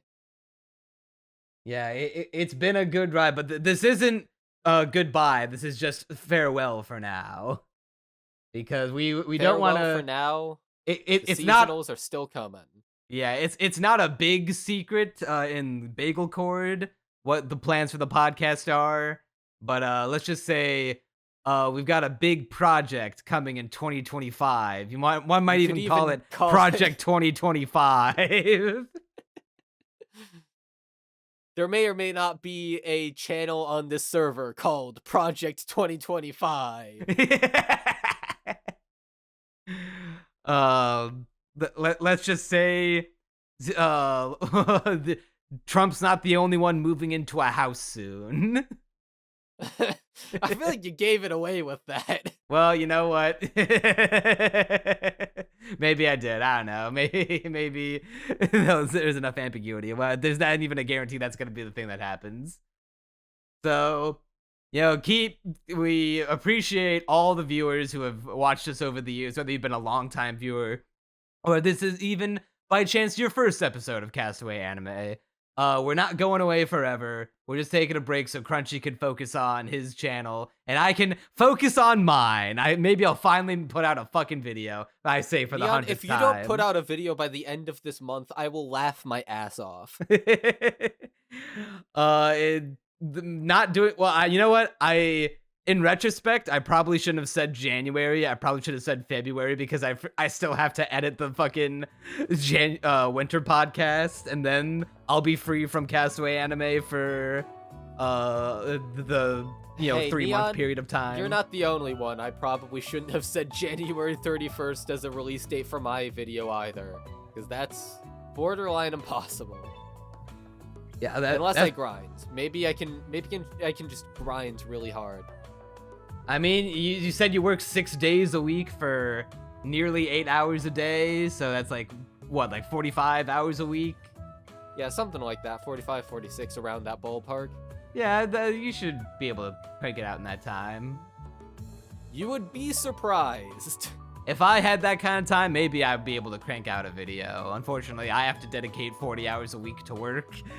And then another, nearly that much to your girlfriend.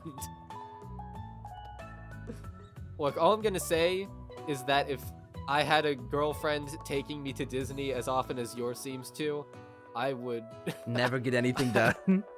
Exactly. And I would also tell her to stop taking me to Disney because I need to focus. I can't tell her that, Crunchy. She bought me the annual pass for Christmas. I'm landlocked in. Yeah, I mean, I need me a girl who doesn't make me leave the house. Good luck, buddy. Yeah, so that'll be, for now, all we've got for this episode of Castaway Anime. If you enjoyed the podcast, please give us your thoughts on what we talked about today down below in the comments. What do you like us to talk about in the future? If you want to keep up with Castaway Anime and never miss an episode, make sure to subscribe to the channel here on YouTube or follow us wherever you get your podcasts. Subscribe to Crunchy's channel, check out our socials, all linked in the description below. That'll do her for this last episode of Castaway Anime for the foreseeable future. I'm Neon Manta. And I'm Crunchy Bagels. And you'll see us next time.